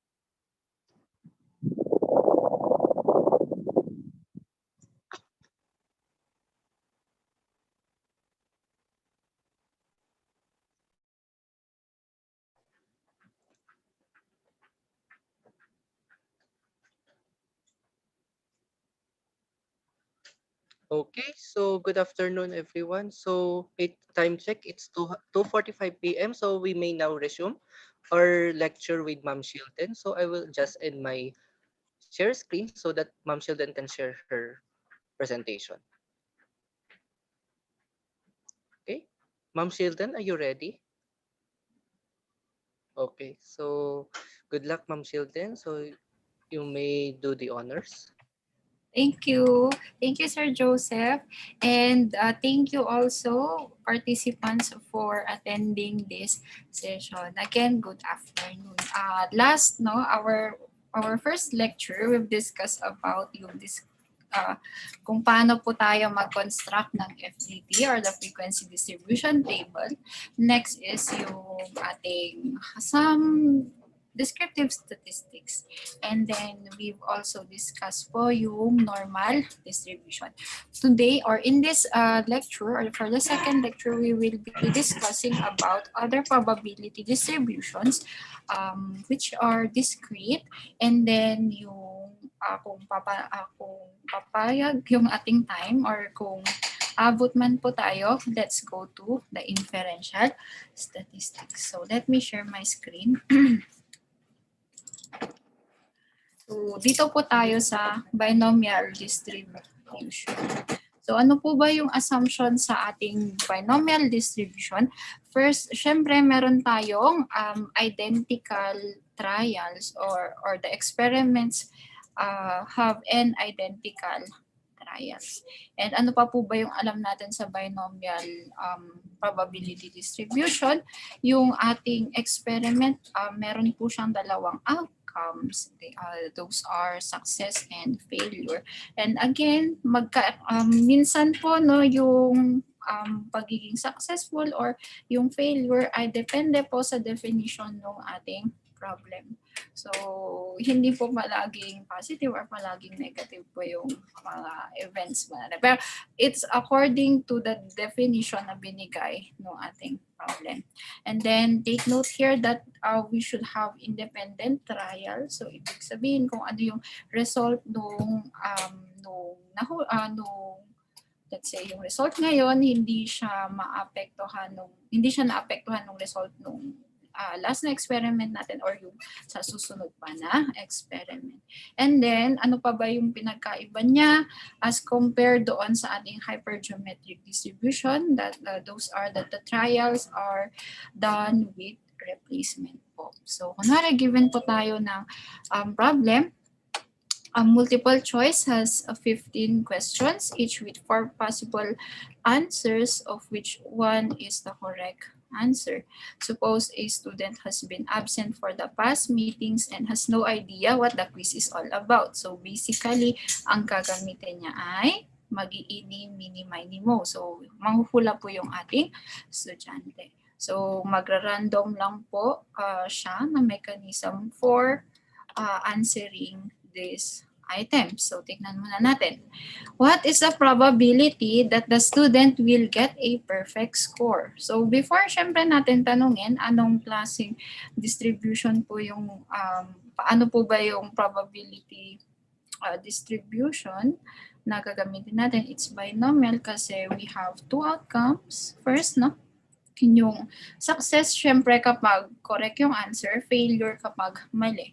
And then we have independent trials, yun yung importante. So kung ano yung sagot niya sa number 1, so ito yung meron kasing nature no, ng mga question na kung ano yung sagot mo sa number 1 will affect yung answer mo sa question number 2. So tanggalin po muna natin yung mga ganong assumption. So basically yung question na yon, yung 1 ay independent sa number 2, number 3, up until number 15. So, it will not affect yung ating magiging sagot. So, gagamit po tayo dyan ng binomial distribution. And, paano natin makukuha yung probability? So, gagamitin po natin yung ating function na binom.dist. Tapos, yung number of s, yan po yung ating number po nung yung hinahanap po dun sa ating number 1. So we'll get a perfect score, ibig sabihin 15, right? And then how many trials or ilang questions meron po tayong 15. Ngayon, ang probability po ng success, so number S, that is the number of success kasi. Take note, multiple choice kasi siya with 4 possible answers. So, kunwari A, B, C. A, B, C, D. So, ibig sabihin, ang isang correct answer ay, may isang correct answer sa 4 na possible answers. Therefore, the probability of that one is 1/4. So, 0.25. And then, ito naman po, no? Yung pong cumulative flag, it's either true or false. Nabanggit ko po kanina nung continuous or nung normal distribution, ang inalagay po natin cumulative flag ay always true. So ito po kasi kapag gagamitin po natin yung discrete probability distribution, kapag po true, ibig sabihin, i-consider niya po lahat ng probability ng mga values na mas maliit sa kanya. So, i-consider niya din yung probability na 14 yung successful, yung 13 yung successful, 12 yung successful, and so on. Yun po yung sa true. Pero kapag false, ibig sabihin, yung i-consider niya lang is yung x, no, being equal to 15 only. So, kung mapapansin po natin sa ating formula, di ba, meron po tayo, nandun po sa ating, naka-flash po doon sa ating screen. So, well, syempre pwede po natin gamitin yung Excel. Di ba, pag kukunin po kasi natin yung yung kwan po nito, yung probability nito, x is equal to 15 lang. Wala na tayong i-add. So, ang ilalagay po natin dito ay false. So, ibig sabihin, x equal 15 lang. Hindi niya po bibilangin yung x equal to 14, 13, and so. So, ganun po yung sa cumulative flag po. Ulitin ko po, kapag discrete probability distribution, pag sinabi po nating true, so i-consider niya po yung mga x's lesser than that certain x. Pero kapag false, yung certain x lang po or yung specific x lang po yung yung pong hahanapin niya. Okay? So, para ma-appreciate po natin, tingnan po natin itong number 2. So, ito po yung pwede nating i-apply. What is the probability that the student will get at most 2 points? So, para makuha natin yung probability that the student will get at most 2 points, syempre, kukunin natin yung probability when x is equal to 0. Ibig sabihin, wala po siyang nakuhang tama. Plus, yung probability when x equal 1. So, at most. So, ibig sabihin, 2 and then the lesser number. Tapos, plus the probability of x equal to 2. So, yan po yung code natin. So, first na code po ito, no? Dalawa pong codes yung ipapakita ko po sana sa inyo. So, tingnan po natin. Kunin po natin muna yung probability when x equal to 0. So, paano natin yan kukunin?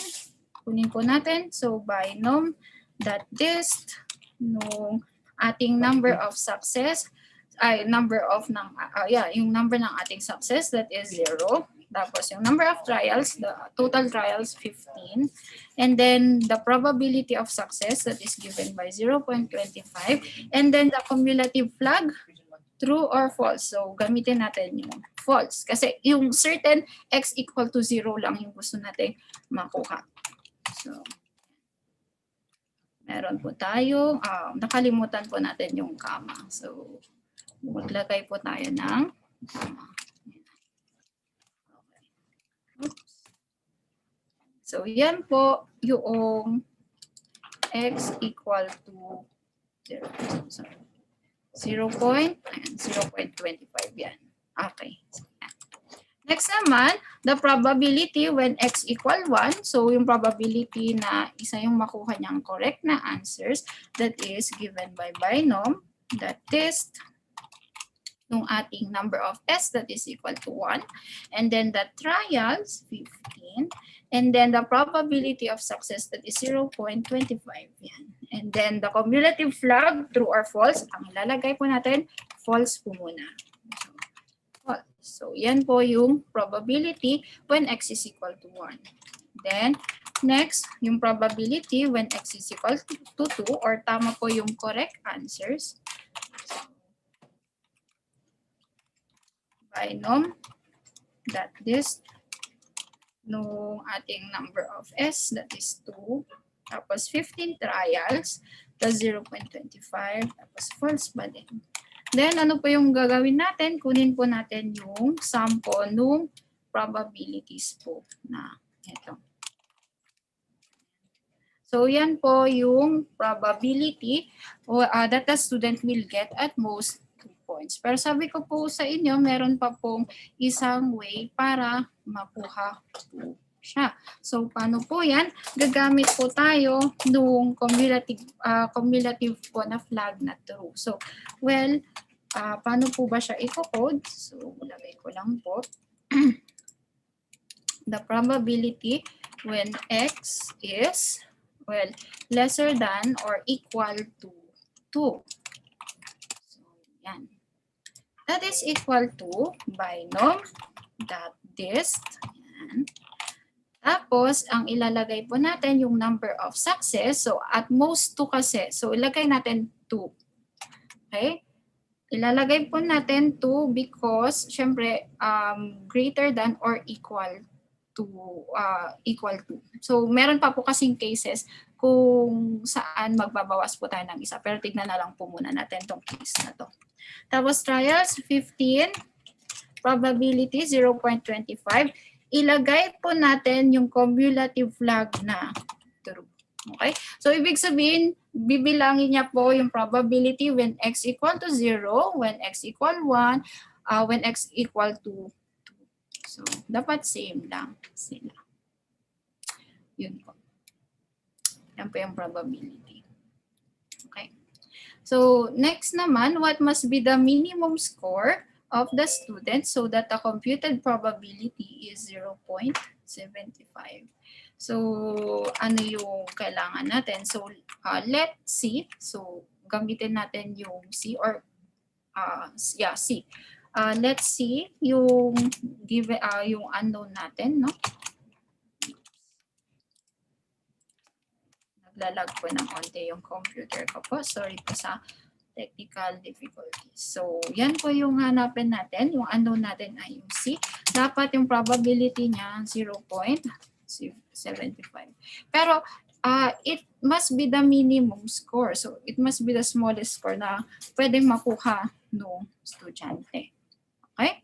So, ang gagamitin po natin is yung binom.inv. Nung ating trials, there are 15 trials. Okay? And then, next is yung probability ng success, that is 0.25. Tama? Tapos yung alpha, yun po yung need po na probability, which is 0.75. So, 5. Ibig sabihin, kapag at least 5, yeah. Kapag naka-score po ng 5 po yung ating estudyante, makukuha niya po yung computed na probability 0.75. But we are not claiming that the probability when x is equal to 5 is equal to 0.75. No. Hindi po yan yung claim natin. So, ang kailangan, ang need po natin dito is yung minimum lang po na score. Para at least makakuha po siya ng 0.75 na probability. Okay? Yan po yung sa binomial distribution. Next naman po, tignan po natin dito sa hypergeometric distribution. So, ano po ba itong hypergeometric distribution? Para din po siyang binomial distribution, pero ano po ba yung pinagkaiba? Sige, doon po muna tayo sa similarities. Ang similarities po ng hypergeometric distribution sa binomial distribution ay there are two outcomes pa din, whether success and failure. Pero ang pinagkaiba niya is that yung ating trials ay dependent. So kung ano po yung trial or yung preceding trial will affect surely yung mga susunod pang mga trials. And that the trials are done without replacement or yung sampling po natin without replacement po sila. So, tingnan po natin itong problem na to. Let us consider the PCSO standard 642 Lotto. Yun. An ordinary bet in this game involves the selection of 6 distinct numbers from 1 to 42. So, from 1 to 42, ang kailangan po nating i-bet ay 6 numbers. So, 6 distinct. Ibig sabihin, hindi pwedeng maulit. Yung, kunwari, 2, 2, 2, 2, 2, 2, 2. Hindi ganon. Kailangan magkakaiba po yung ating combination. And then, a person wins the lotto if he gets at least 3 correct matches in the 6-number draw combination. So, mananalo po ang isang tao kapag nakakuha po siya ng 3 correct matches, 4 correct matches, 5 correct matches, at jackpot na po yung 6 correct matches. Of course, his prize reward depends on the number of correct matches. He only gets the jackpot prize if he gets 6 correct matches. So, number 1, what is the probability that a single bet will win the lotto? So, mananalo lang po. Ulitin po natin yung problem. No? Ano po yung probability na yung single bet? So kapag kunwari pumusta po tayo, mananalo po tayo sa lotto. Ano po ba yung definition natin ng success po dito? Ang definition po ng success is makakuha po tayo ng at least correct, at least 3 correct matches. So kapag 3, 4, 5, and so on, mananalo po tayo sa lotto. So basically, we need to find for the probability of our x or the random, let x be the random variable kung ilan po yung correct matches po natin, no? Be equal to 3. Okay? So, how do we do that one? Paano po natin siya makukuha? Well, pwede po natin siya makuha if we obtain the probability of x equal to 3 plus the probability of x equal to 4 up until the probability of x equal to 6. Pero ang ginagawa po natin, pwede po natin kunin yung complement ng ating event na ito. So kapag kukunin po natin yung probability ng complement ng event na to, that is equal to 1 minus the probability of x lesser than or equal to 2. Tama po? So, yan po yung complement po ng ating, yan po yung probability ng complement ng event. So, it's either, di ba, kapag 2 kasi, 2, 1, 0, talo. So, complement niya, 1 minus yung talo, panalo. So, yun po yung ating kukunin. But how do we do this one? So, tingnan po natin. Yung code niya po is 1 minus, dito po papasok yung ating hypergeometric distribution formula. Pero since we have lesser than or equal to 2, ang gagamitin po natin, cumulative flag ay 2. So, that is, gamitin po natin yung hypergeom. Hypergeom. Hypergeom. That is, nung ating, yung sample S po natin is yung, yan po yung, well, yan po yung ating number of success in the sample. So, in our case, since we will be using lesser than or equal to 2, ang gagamitin po natin ay. Tapos, next is yung number of samples. Ito kasi, we will be from 42 numbers, we will be getting or obtaining 6 numbers there. So yun po yung ating combination. Therefore, yung ating number of sample is 6. Next, for the population ng ating sample or yung number ng ating sample, ilan po yung not the number of sample, no, pero ano po yung population sample natin. So ibig sabihin nito, kumuha po tayo ng ating ano po ba yung success doon sa ating population basically. So that's actually yung ating 6, right? So 6 din po yan.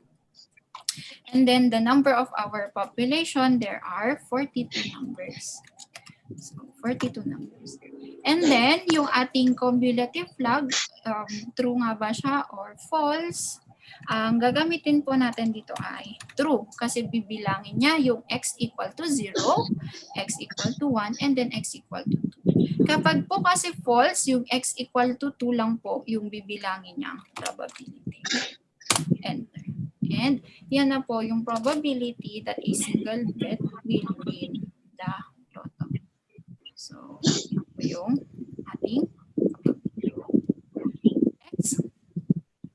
What is the probability that a single bet will win the jackpot prize? So, ibig sabihin kapag jackpot prize, nakuha po natin yung 6. So, yung 6 po na numbers na yun po mismo yung nandun sa, yun yung winning combination ng ating lotto. So, how do we do that one? Lagay lang muna natin. So, the probability of x equals 6 or yung ating correct matches ay equal kay 6, that is equal to 5 jump this. So that is nung ating sample, still para makuha natin yan, yung sample kasi, the number of success in that sample is 6. And then the number of success then, or yung number ng ating sample ay 6. At yung number of success din sa ating population, 6. Tapos, next is yung number of population, that is 42. Ngayon, para sa ating cumulative flag, true po ba siya or false? Maglagay po tayo ng reaction. Siguro po, palagay na lang po ng heart pagka true. Tapos, haha pag false. Okay lang po ba? Palagay na lang po ng reaction. Ulitin ko po, heart pag true. So, papindot po ng heart kapag true. And then, haha po pag false. Ayan. So, going 3 sa haha. Okay, may isang button. Okay. May 5. Sa iba po, going 6, 7. Ayan, 5. Okay, 4. And so on. So, lahat po, tama po kayo. That is, yung gagamitin po nating flag ay yung false. Kasi x equals 6 lang po yung kukunan po natin ng probability. And yan po yung probability.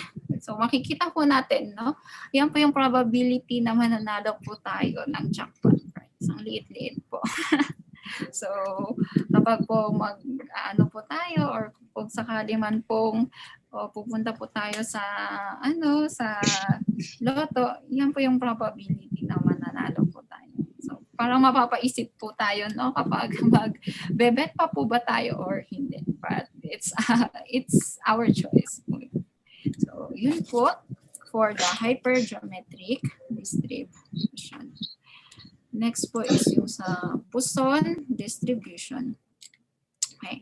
Ano po ba yung special dito sa Poisson distribution? Well, aside from ito po yung kanyang formula, take note here that yung E po, yan po yung number or the Euler's number 2.71828. And ano po yung special po dito sa Poisson distribution? Madalas po siyang ginagamit sa mga short interval, so mga rare events. Yun. Or sa mga, kung hindi man siya sa time, pwede rin naman sa area. Tingnan po natin itong problem na to.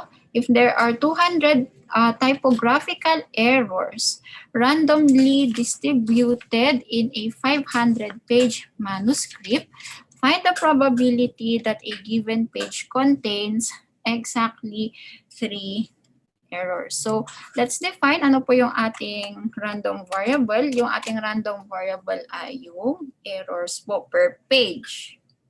Per page.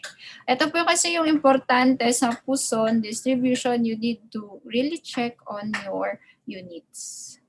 So, please do check on that one. Ang ating random variable, say x, yan po yung errors per page. So, ang sabi niya dito, capital letter X, exactly 3 errors, ibig sabihin, ito po. So, exactly 3. Yan. Yung ating hahanapin. Pero ang kwan dito is, ang parameters kasi ng Puson, kung titignan natin, kailangan natin ng lambda. So, dito yung lambda natin or yung minsan ginagamit kung hindi lambda, mu, no? Because it's the mean.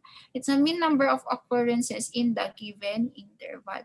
Dito sa ating problem, it's not directly given, pero pwede po siyang ma-compute. Yung ating lambda,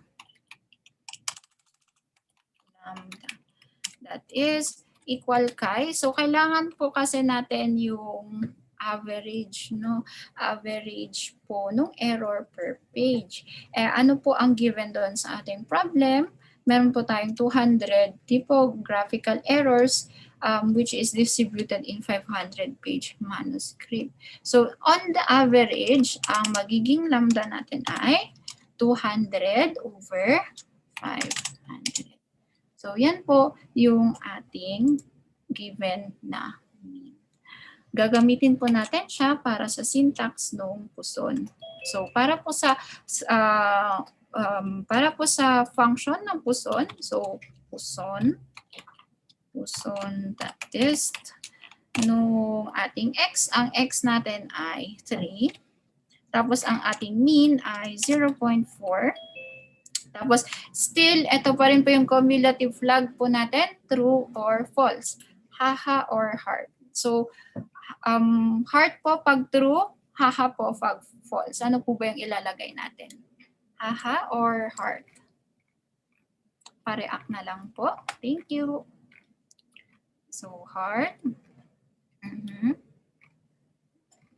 True or false po ba yung ilalagay nating cumulative flag? Okay, may haha, dalawa, going 3. Okay. Ayan. So, going 2 and I guess thank you sa, ayan, okay na.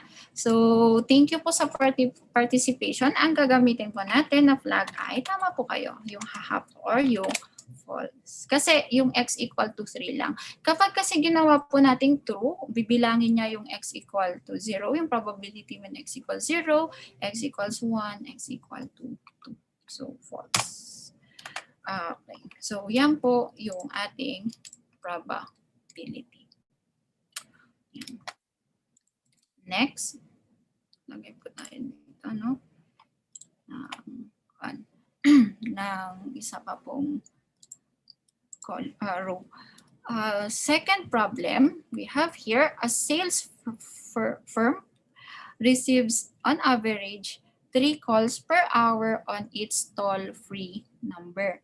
For any given hour, find the probability that it will receive the following. So first is at most 3 hours per call, and then we have here at most 3 hours, 3 calls per hour, and then letter B, at least 2 calls per 20-minute interval. So, tingnan muna natin. Siyempre, let's define what is our random variable here. Ang ating random variable ay yung number of calls per hour. So, syempre, kailangan natin yung ating mean, yung ating mean, and then the cumulative flag. So, take note here, at most. So, ibig sabihin, bibilangin po natin yung 0, 1, 2, and 3. So the probability for our random variable is lesser than or equal to 3. Okay. And then, lagay lang po natin yung ating function, puson. Okay lang po ata kapag capital letter or small letter po yung ilalagay po ninyo. Hindi naman po siya case sensitive. So ang ating x dito ay yung hinahanap po sa atin na x is yung 3 and below. So i-3 na lang po natin to. Tapos yung ating mean, that is 3 calls per hour. So magiging 3. Tama po? Kasi per hour naman po yung ating bilangan. Tapos, yung next po is yung cumulative lag, true or false. Heart po ba or haha? Pa-react na lang po. Thank you. So, yun. Going 3 hearts, 5 hearts, 7, 8. And so, ang tama po kayo, no? 9, 11, and yun. Nadadagdag. Ayan. Thank you. Maraming salamat. Heart po. Ang ilalagay po natin ay 2. So, yan po yung ating probability. Okay? Next naman, this one, at least 2 calls per 20-minute interval. Kung mapapansin natin, yung given kasi tayo dito sa yung given sa atin na or pagkaka-define natin sa ating random variable is that per hour po yung call. Pero dito sa ating given na problem, at least 2 calls daw per 20-minute interval. Therefore, kailangan tayong mag-adjust. Saan po tayo mag-adjust? Sa mean. I-adjust po natin yung ating lambda para po, syempre yung din pong definition natin ng random variable. So, let x be the number of calls per 20-minute interval. So, x, sabi niya, at least, so therefore, 2 and above at least. So, greater than or equal to, greater than, greater than, nagahang po ulit, sorry, greater than or equal to 2 po yung ating random variable. Yan po yan. Pero take note here po na yung mu po natin, ay mag-iiba. Lagay ko lang po dito yung mu. Kasi ang given po natin na mu ay 3 calls per hour. Ang kailangan po natin ay 20-minute interval. So what do we do here? So parang i-convert po natin tong 3 calls per hour into something calls per 20 minute. So how do we do that one? So take note, 'di ba, that we have, well, syempre sa ating 20 minute sa ating 60 minutes, 'di ba? There are 3 20 minutes. So 20 plus 20 plus 20, that is 60. So we will be dividing actually yung ating 3 calls sa 3. So 3 divided by 3. Ito po ay conversion lang po. Iko-convert nyo po yung calls into 20-minute interval. So yan po yung ating conversion po. Tapos next is, syempre, dito na po tayo sa probability. Ang problema po dito kasi is at least. So, ibig sabihin bibilangin po natin yung probability when x equals 2, 3, 4, and so on. We do not know kasi infinite po ang infinite. Baka mas madami pa po. No? So, how do we do that one? Ang gagawin na lang po natin is yung complement. So, kunin na lang po natin yung complement ng event na yon, yung pagtawag ng at least 2. So, ibig sabihin, what is the complement event of that one? That is, yung pagtawag po ay at most 1. Tama? So, i-minus na lang po natin yung probability when x equal to 0 at saka x equal to 1. Yun po yung atake po natin sa problem na ito. x lesser than 1. And syempre, lesser than or equal to 1. Ayan. No, sorry. Lesser than or equal to 1. How do we do that one? Still, we use our formula 1 minus yung ating puson that test. Nung ang ating x for today is 1 because syempre yan po yung yan po yung ginamit na po nating parameter. Hindi na po 2. Okay? And then the mean that is equal to 1. Next is yung cumulative flag. Isa pa po, true or false. Heart or haha. Ayan. Heart po ba or haha?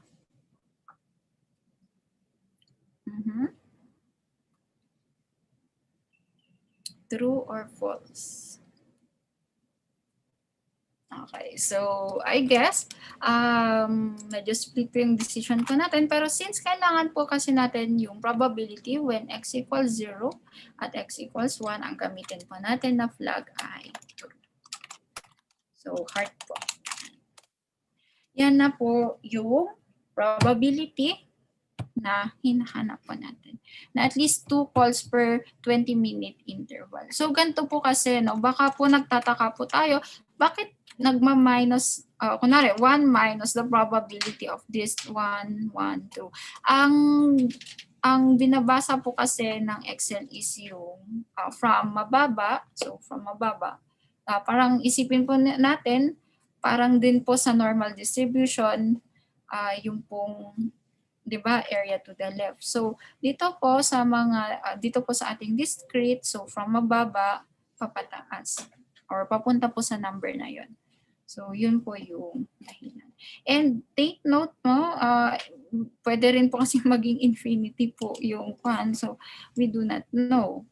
I mean, di ba, kung sana ito, no, kung how do we attack this one, the probability of x equal to 2 plus the probability when x equal to 3 plus the probability when x equals 4 and so on. Pero kailan tayo matatapos? Hindi po natin alam. So we need to use po yung ating complement or yung probability of a complement or complement of an event.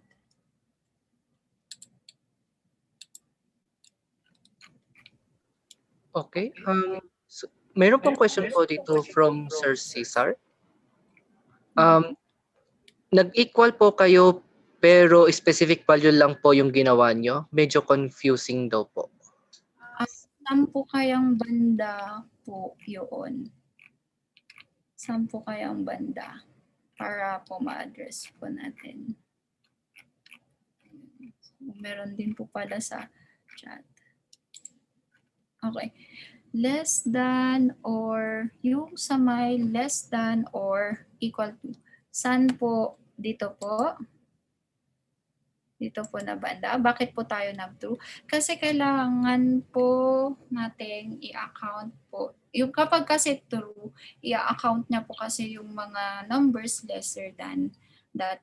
Syempre yung mga x's lesser than po yung given po na x. So, I guess yun po yung one. Or ano po ba yung, or saan po ba mismo yung problem po.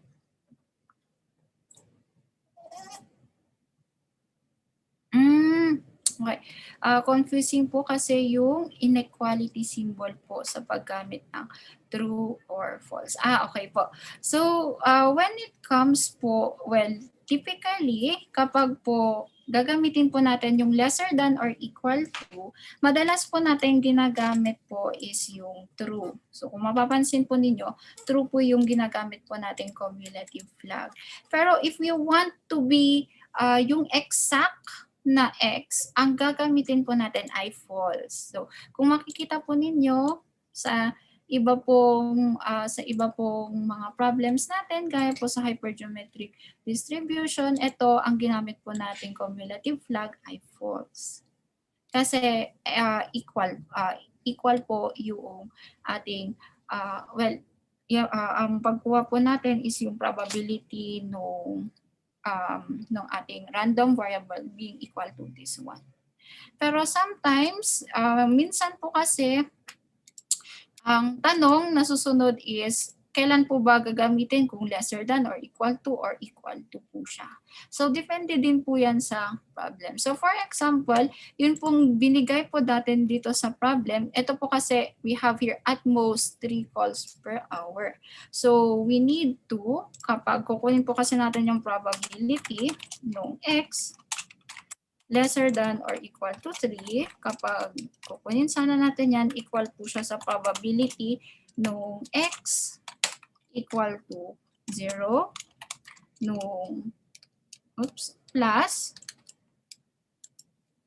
yung probability,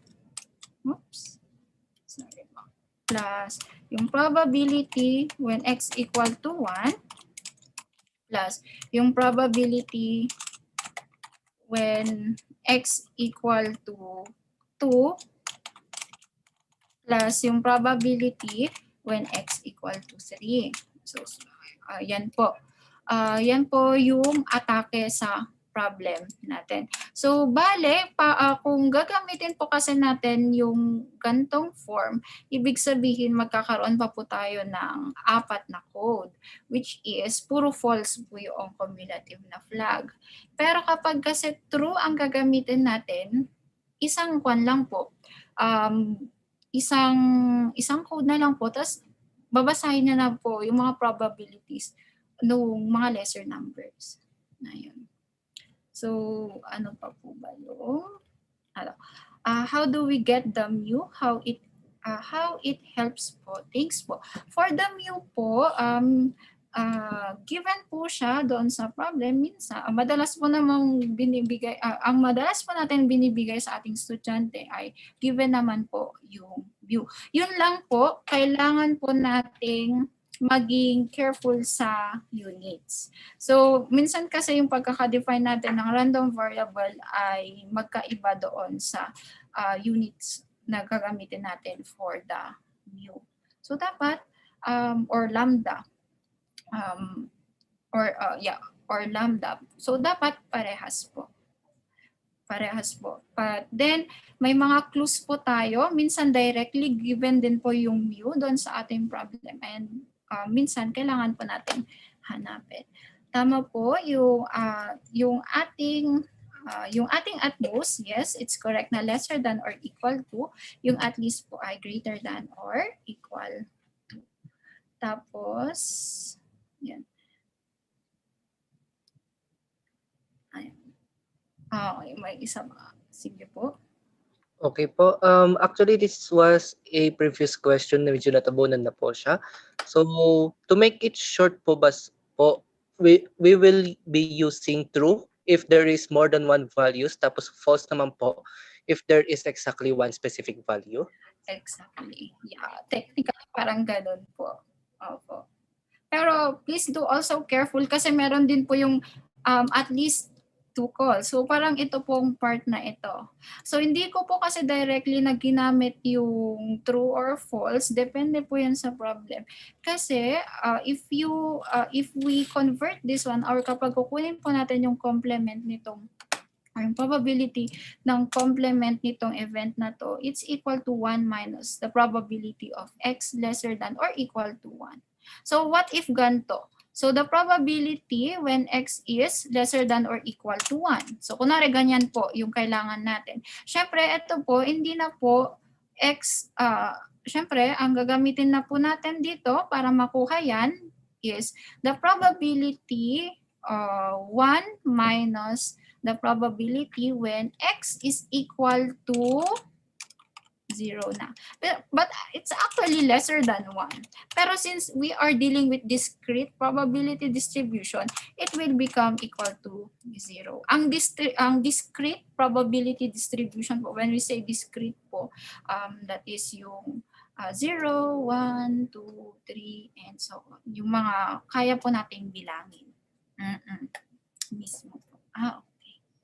Yun. So, basically, ganun po kapag exactly, gagamitin po yung false na flag. Kapag po hindi po kapag meron pa pong mga excess, ayun, gagamit po tayo basically ng true. Basta yung lesser than. Okay. So kapag ganyan po, ang gagamitin po natin, 1 minus 1, pero instead na 1 po dito, gamitin na po natin yung 0. Tapos maglagay na po tayo ng false. So yan na po yung probability. Kapag ito po yung susunod.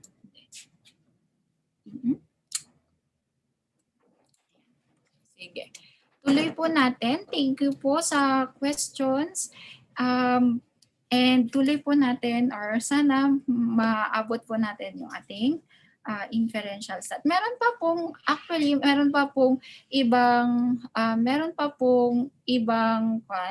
ibang probability distribution sa pwedeng i-apply po dito sa ating Excel, pero hindi ko na po siya i-discuss. Meron po tayong may multinomial, may negative binomial pa po.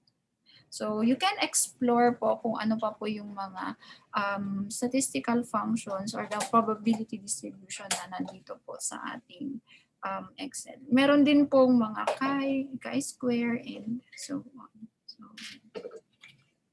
Okay. So tingnan po natin yung ating confidence interval. Papasok po tayo sa ating inferential statistics. First, ang ating objective sana ay matapos natin hanggang correlation and regression. So first is, how do we construct confidence intervals for the mean? Well, ito kasi yung pag-estimate natin ng intervals, hindi lang po siya for the mean. Meron pa po yung difference, proportions, and other. Pero pipiliin lang po natin or yung didiscuss po natin ay yung how to construct intervals for the mean. Okay, so let us some review. What is a confidence interval? A confidence interval is a specific interval estimate of a parameter determined by using data obtained from a sample and by using the specific confidence level of the estimate. So basically, ang ating confidence interval, syempre, meron tayong interval. So meron tayong dalawang numbers. Meron tayong upper, meron tayong lower limit and upper limit ng ating limit. Lagay natin ang quotation mark, no, limit muna. Kasi parang yun yung upper na window, parang lower na window tsaka upper na window when we construct our confidence interval for the mean. So kapag for the mean naman, meron tayong 3 cases na susundin. So yung nandito po sa ating screen na formula, which is ito, x bar plus or minus z times s all over the square root of n, yan po ay para sa case 1. So yan po yung ating kailangang isort. So actually meron tayong plus or minus dito. So we are expecting 2 values there. Case 1. The confidence intervals for the mean when the population standard deviation is known. So ibig sabihin, alam po natin yung population standard deviation. And paano po ba tayo makakapag-construct ng confidence interval? So, okay, tingnan natin tong problem na to. A survey of 30 adults found that the mean of the person's primary vehicle is 5.6 years. Assuming that the standard deviation of the population is 0.8 year, and then find the best point estimate of the population mean, and then the 99% confidence interval of the population mean. So, ulitin natin, yung mean natin ay 30. So, kailangan natin mag-build ng isang confidence interval or interval kung saan nakalagay yung kung saan nandun yung ating true population mean. Take note here kasi na madalas itong kinukuha nating mean ay sample. So, yun. parang we are claiming that the true population mean ay nandoon sa loob ng ating interval. Okay, so ang ating mean dito na given ay ang given dito na mean ay 5.6. 5.6. Tapos yung n po natin ay equal kay 30. So there are 30 adults. So how do we get the upper upper and then the lower number, or yung ating interval? How do we construct that one? Ganito po yung gagawin po natin. So ilagay po natin yung confidence. Yan. Confidence.norm. Okay? Take note that this one, ang gagamitin po natin ay confidence.norm. Kung nakita po ninyo, may dalawang functions po for confidence interval. So meron po yung .t at .norm. Pero gamitin po natin yung .norm. Bakit? Because the population standard deviation is known. Actually, ito, ang gagamitin nating test statistic is yung z. Kapag kasi confidence interval, confidence.t, yung t statistic naman po yung gagamitin. So, confidence.norm. Nung ating alpha, ang ating alpha dito, that is, syempre, hindi siya directly given dito sa ating problem, pero meron tayong 99% confidence interval. So, ibig sabihin, yung alpha natin is yung 1 minus yung 99%. So, that is 0.01. Okay? And then the standard deviation, that is given by 0.8. And then the size, yun yung sample size po natin, which is 30. So, yan po yung ating, yan po muna yung ating error or yung confidence. Yan po yung ipo-plus or ima-minus po natin sa upper end, dun po sa ating mean para makuha po yung ating interval. So, para makuha po yung mas mataas po na number, we have the mean. So, mean minus yung nakuha po natin na number. So, yan. Sorry. Baliktad. Ito po yung lower. Yan, lower to. Ulitin ko po. Ito po yung lower. Ito po yung upper. So, yung mean minus yung pong number na na-solve po natin kanina. And then next is para sa upper naman, yun yung mean plus yung error po. So, E po yung tawag nito or error. Okay? So, meron na tayong ito, nakalagay na yung 5.22 and then 5.98%. So, how do we interpret this one? So, actually, to interpret this one, we have a 99% confident, we are 99% confident that the true, take note, that the true or the population mean is or falls between 5.22 years to 5.98 years.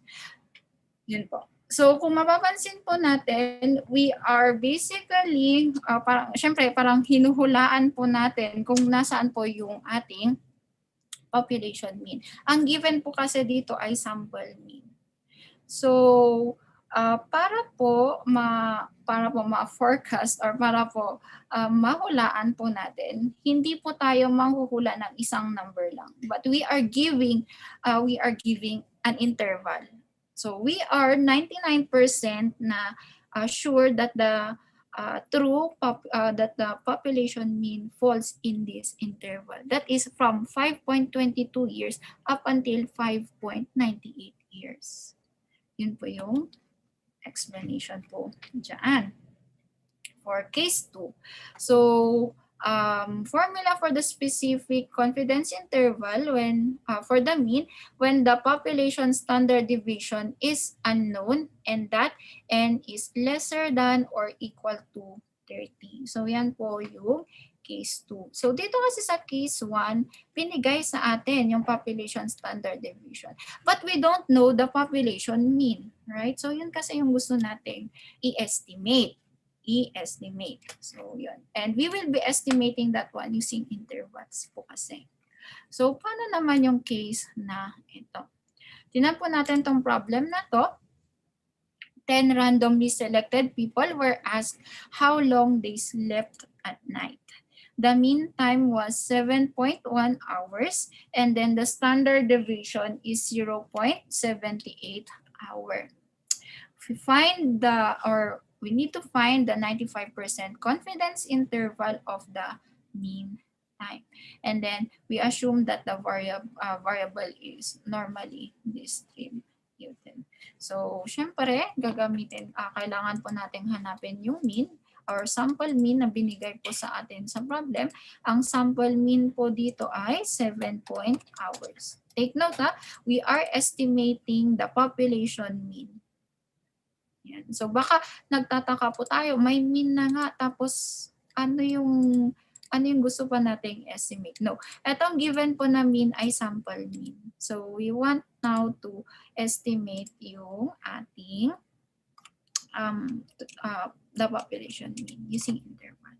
So, ang gagamitin po natin, take note that the confidence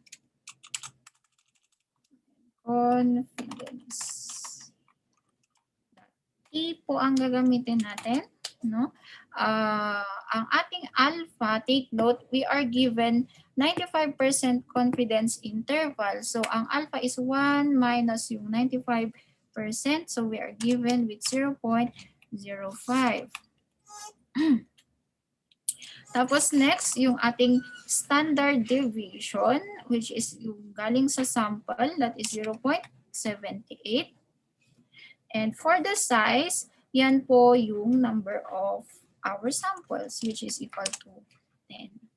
Take note we are not using here yung confidence.norm. Ang ginagamit po natin ay confidence.t.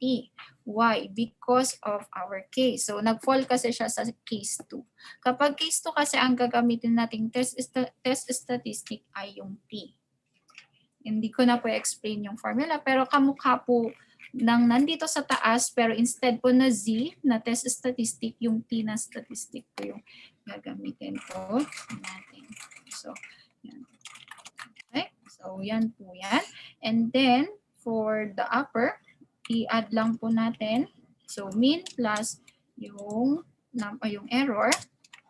And then, we have here 7.1 minus yung 0.5577. And yan po. And how do we interpret it? We are 95% confident that the true or the population mean falls between the interval 6.54 hours to 7.66 hours.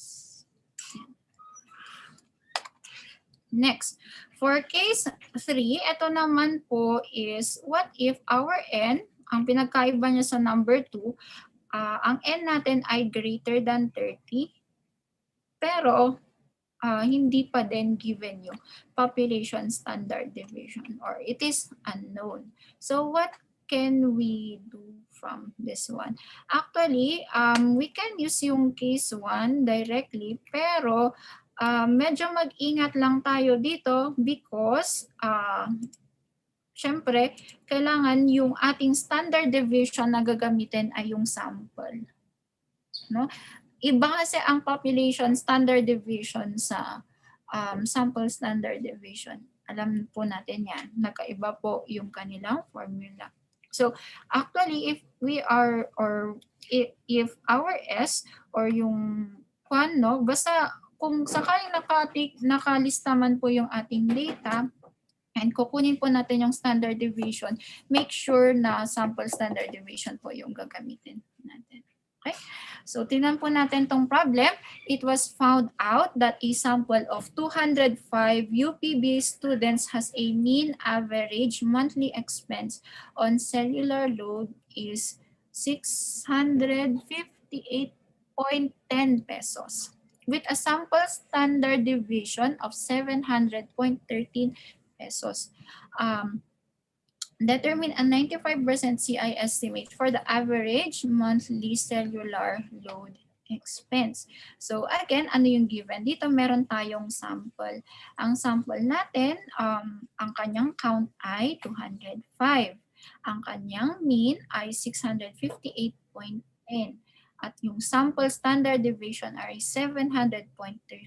Yun nga lang, gagamitin natin yung case 3 because yung ating sample ay greater than 30, which is 205 kasi. So we need to find the 95% confidence interval for that one. So yung given na mean natin or sample mean is 658.10 pesos. While yung upper po is, before we do that one, no? Okay. Mag-insert lang po muna tayo ng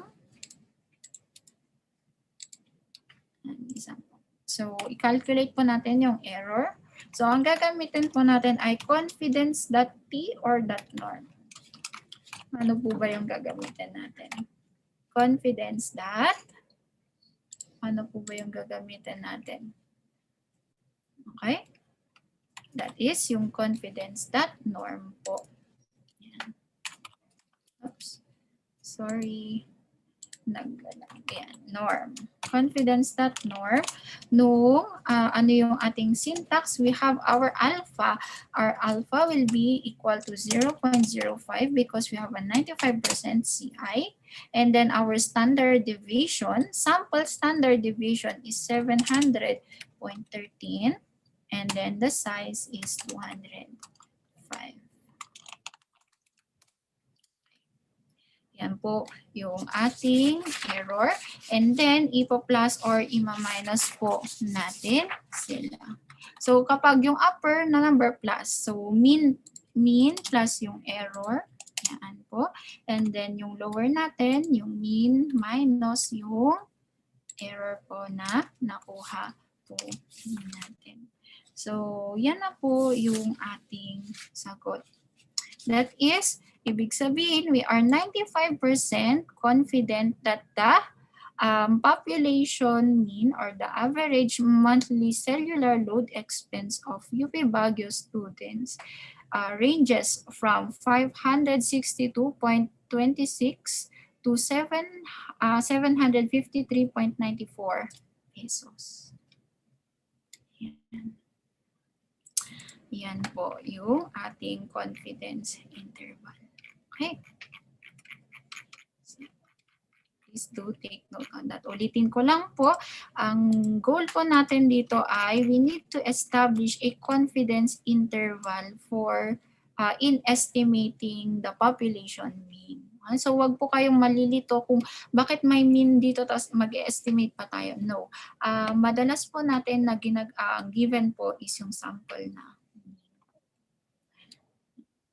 Dito po tayo sa may hypothesis testing. Well, when we do hypothesis testing, medyo kon po tayo dito, no?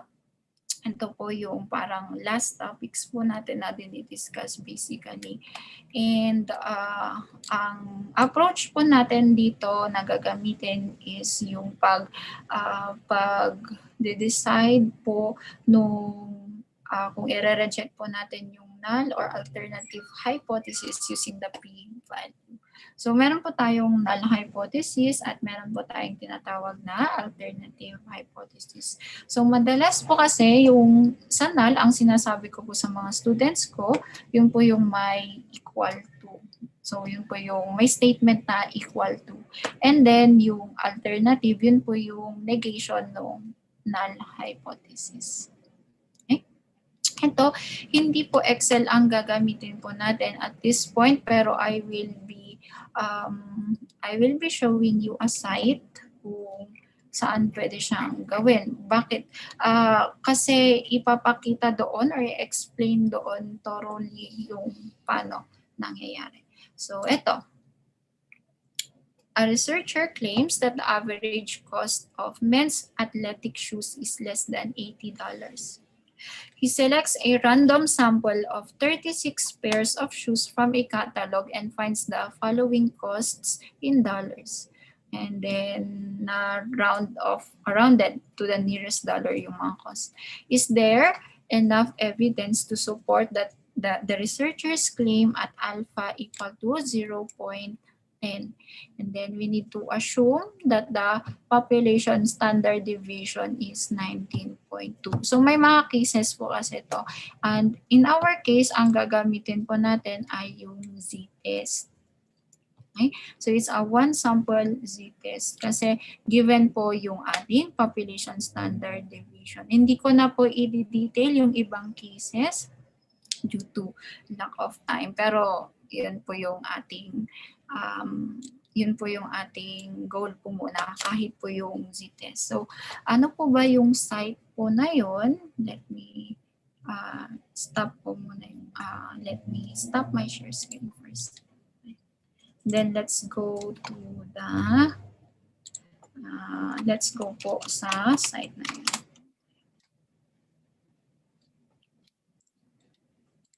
Let me share again my screen. Ayan. So punta po tayo sa site na statskingdom.com. Yan po yung ginagamit po madalas kapag, madami po kasing online. Madami pong online na pwedeng gamitan ng hypothesis testing. Pero dito po ako madalas na pumupunta. So pupunta po tayo dito sa one sample z-test kasi z-test po yung gagamitin natin because the population standard deviation is given. So z-test.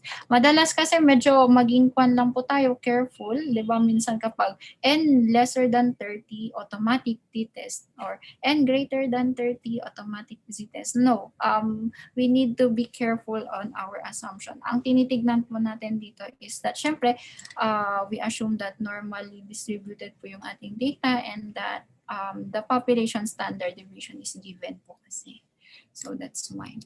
So, kung mapapansin po ninyo, ito po yung Stats Kingdom. Ito po yung kanyang itsura. Ayan.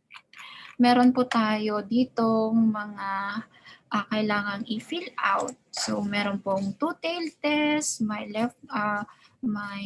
one-tailed test, and meron ding mga significant level and so on.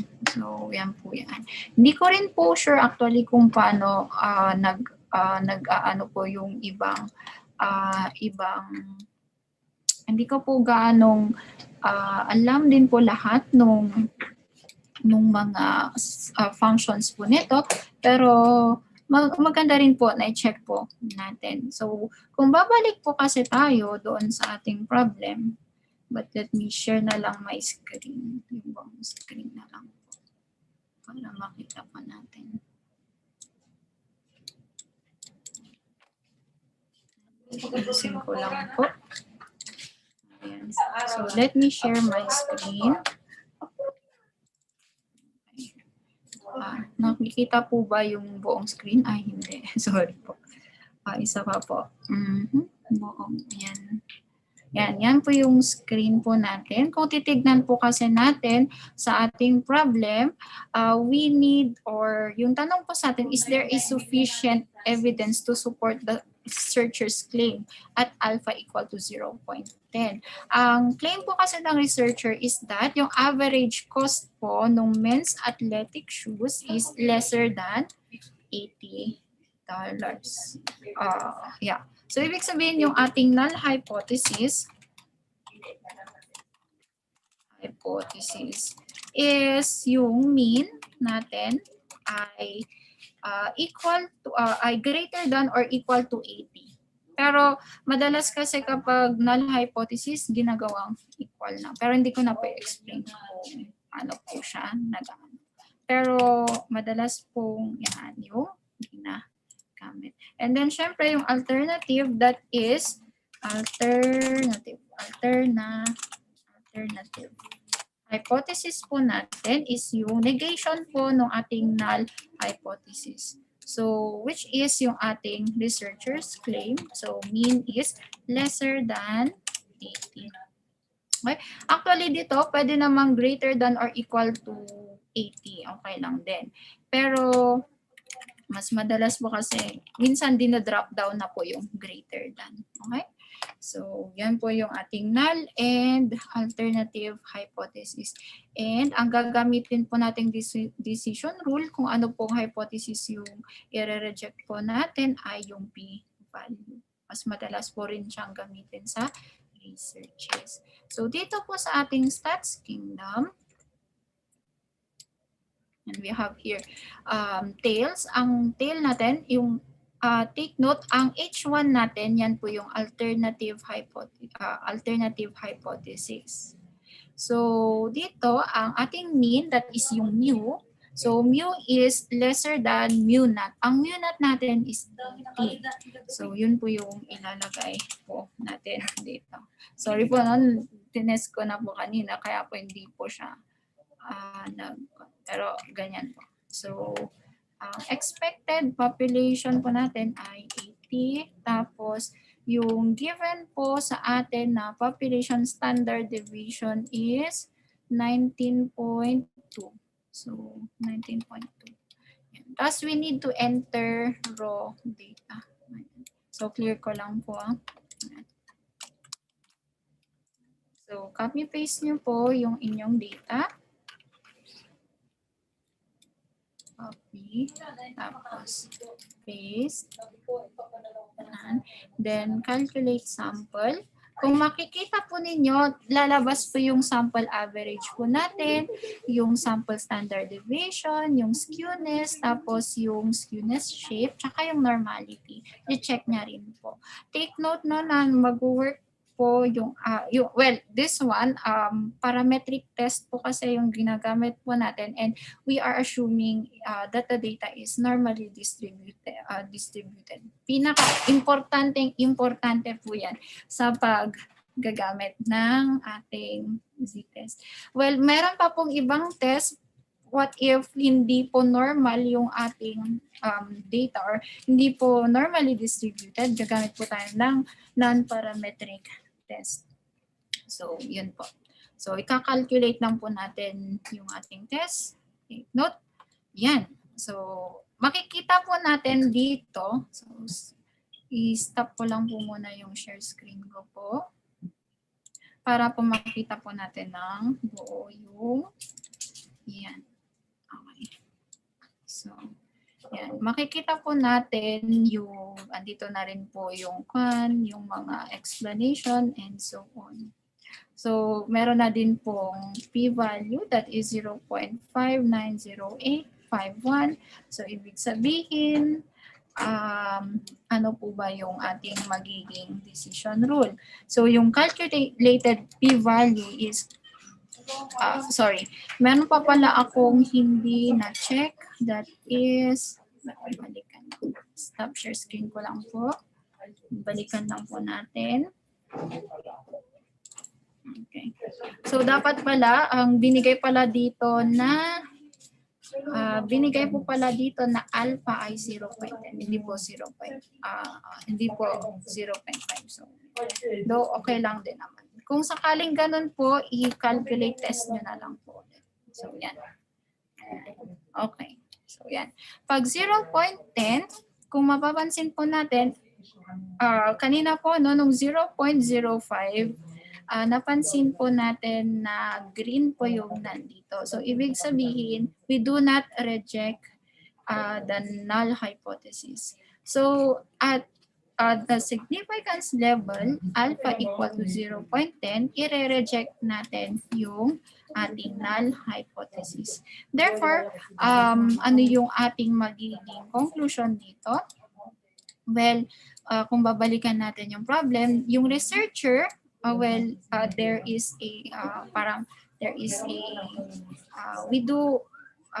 ibig sabihin that the researchers claim at 0.10 that the claim reward natin as that the average cost of men's athletic shoes is less than $80 at alpha equal to 0.10 or we are 90% confident na yung ating average cost of men's athletic shoes is lesser or less than 80. So, yun po. Okay? So, you can use this tool. Yan po yung maganda kasi i-explain niya po yung mga detection ng outliers, yung mga yung assumption po natin for normality and other. Yan. So, take note, green po yung validation. Ibig sabihin valid po yung ating test. Okay? You can also use other test here. Meron pang ito, ayan, may mga parametric test. Meron din po tayong non-parametric test such as the paired Wilcoxon side rank test. Ayan. Meron po tayong one-way ANOVA, Kruskal-Wallis, which is a non-parametric test. Ayan. And others. Pero kung dito sa Excel, wala po kasi tayong option for one sample z-test. I-flash ko na lang po. Ayan. So, kung mapapansin po natin, madalas po kasi dito sa ating Excel, sorry. Madalas po kasi dito sa Excel, ang gagamitin po natin is yung data analysis tool pack. Pero kung pupunta po ulit tayo dito, so we have your data analysis, yan po. Meron din po silang analysis tools po dito. Yun nga lang po, hindi niya po i-check yung mga assumptions. So, yun lang po yung medyo, kaya hindi ko po gaano ginagamit ko yung sa Excel. So, para mas ginagamit ko po yung nasa site. Okay, so tingnan po natin itong paired t-test. Each value in this data represent the maximum number of pounds the athlete can bench press. Assume that the variable is approximately normally distributed. Putol po. Wait lang. Check lang po natin yung problem. Okay. So, yan. Ang kailangan po natin, goal po dito sa problem is that titignan po natin kung effective yung vitamins na iniinom po ng mga atleta. So, merong before and after. So, gagamit po tayo dito ng paired t-test. And then, ito po yung kanilang samples. We will be, well, syempre, paano natin makikita kung effective or hindi? Pag effective, ibig sabihin may magbabago doon sa strength niya. Tama po? Pero kapag wala pong nagbago, ibig sabihin, hindi po effective yung ating pill. So, or yung ating vitamin regimen. So, we will be testing that one at 0.05. So, how do we do that one? In data analysis. So, punta lang po kayo dito sa data analysis. Tapos, ito pong t-test paired to sample formings. Okay. Ang variable 1 range, dito po yung sa before. So, from before, ito, i-check na po natin yung labels kasi may labels naman po sa pinaka-simula. And then for the range, yan po. So, ito po. Yan. Okay. And then the hypothesis mean difference, 0. We mean na walang magbabago doon sa, or we claim na walang nagbago. So yung ating null hypothesis is walang nagbago doon sa regimen. Okay, so yun po yung ating hypothesis. Therefore, yung mean difference, mu1 minus mu2 is equal to 0. And then, yun po. Okay. Yan. So, gumamit po tayo ng new worksheet. So, kung gusto nyo po, na nandun pa rin po sa maglagay na lang po kayo ng output range. So, kung gusto nyo po, ganito. So, sa output range, tapos ito. Tapos, okay. Para makita po natin. Ayan. So, tignan po natin, ito po yung inilalabas po no ating data analysis. At titignan po natin yung p-value. So, tingnan po natin yung p-value. Two-tailed po yung gagamitin po natin. And that is 0.27605, which is greater than 0.05. And from that one, ano po yung ating magiging conclusion? We will be rejecting the null hypothesis. Therefore, we will be not reject. We do not reject the null hypothesis, not accept niya. Kasi greater than 0.05. Therefore, what can we say if we say that there is no significant difference? Ibig sabihin, hindi po effective yung vitamin regimen. Okay? Which we tested at alpha equal to 0.05. Ayan. So, 10 minutes na lang po, no? Okay. So, you can also use yung ating data analysis doon sa correlation, yan, and then multiple linear regression. So, di ko na po gaano i-discuss, pero ipapakita ko na lang po kung paano po siya. So, meron po dito correlation. So, ito po yung ating input range. Lagay po natin. So, ito buong dalawang po ito. Pero wag na po nating i-tick yung labels in the first row. Dito po tayo sa output range. Yan. Then, click OK. Then, yan. Ito po yung kanilang correlation coefficient.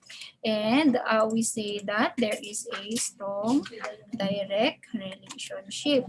Pero kasi madalas kapag sample po yung kinukuha natin, tinetest pa po natin ito, no? Tinetest pa natin itong correlation coefficient if it is significant or not. Pero in this case kasi hindi ipapakita kung significant nga ba yung relationship between these two variables or between the linear relationship between these two variables. For that, pwede kayong pumunta sa regression. Ayan. Tapos, syempre yung ating Y range, ito po. Ayan. Tapos yung ating X range. Ayan. Okay. And then, lagay po natin yung output range. Ito. Okay. Ilalabas niya rin. So, yan. Ito, kung mapapansin po ninyo, meron po tayong significance po dito. Dito po natin titignan if the computed R is significant or not. So, ito po siya. Okay? So, makukuha din po natin yung equation. Di ba, ang regression po kasi, i-fit po natin yung data and, well, syempre, mag-predict po, para mag-predict po tayo ng nagpe-predict po tayo using equation. So, what equation is that one? Yun po yung alam po nating linear equation. Therefore, yung parang magiging equation po natin, that is 0.39 or sabi na lang natin 0.40 plus 0.11x. So, renound ko na lang po yung mga coefficients. So, dito po ako refer. Okay? Andito rin po yung mga p-value kung statistically significant po sila or hindi. Kapag po multiple linear regression, same din po. So, punta lang din po kayo sa data analysis and yung pong regression. Clear lang po natin. Yung Y range po natin, ito na lang po. Mag-tick na lang din po tayo ng labels kasi nalagay po natin yung labels. Tapos yung X range, ito pong dalawang columns po na to. Yung GPA and then the age. Ayan. Tapos, yung confidence interval, kayo po, pwede po ninyong lagyan. 95%. Pwede rin po ninyong lagyan yung option na constant is 0. And then press OK. Ayan. So, yan po yung ating multiple linear regression. Ibig sabihin, yung ating score, so Y, mayroon po tayong mabubuong equation na Y equal to negative 44.81 kasi intercept po siya, plus yung ating GPA, yung coefficient na, coefficient po niya, 687.64x1 plus 14.53x2. So, kinonvert, renound off ko na po into 2 decimal places. And yan po yung magiging equation po ng ating reg or multiple linear regression. Yan. And I guess dito na po ako mag-end. And before that one, let me share screen po muna yung reference. So, ang ating reference ay kay Bluman, and then yung Stats Kingdom, and then yung pong ating course notes na ginagamit po na galing po kay Professor Joyce Raymond Punsalan. So, thank you po Dr. Punsalan sa course notes. So, yun po yung isa sa mga main po na references po natin, and that one, I thank you. So, yun po yung ating presentation. Sana po na-enjoy po ninyo at may natutunan po tayo sa session na ito. Thank you very much po. Thank you.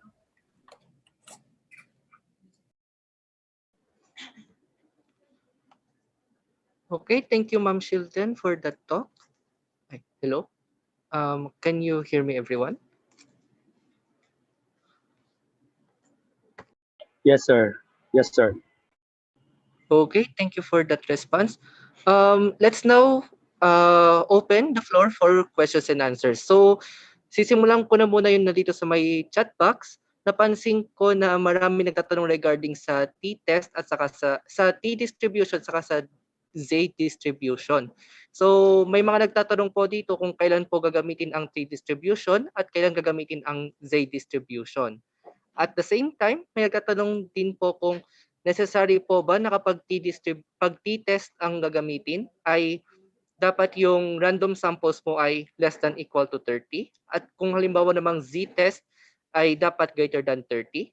Since mayroon naman po mga ibang researches na ang ginagamit nila ay t-test pero yung random na samples mo ay greater than 30.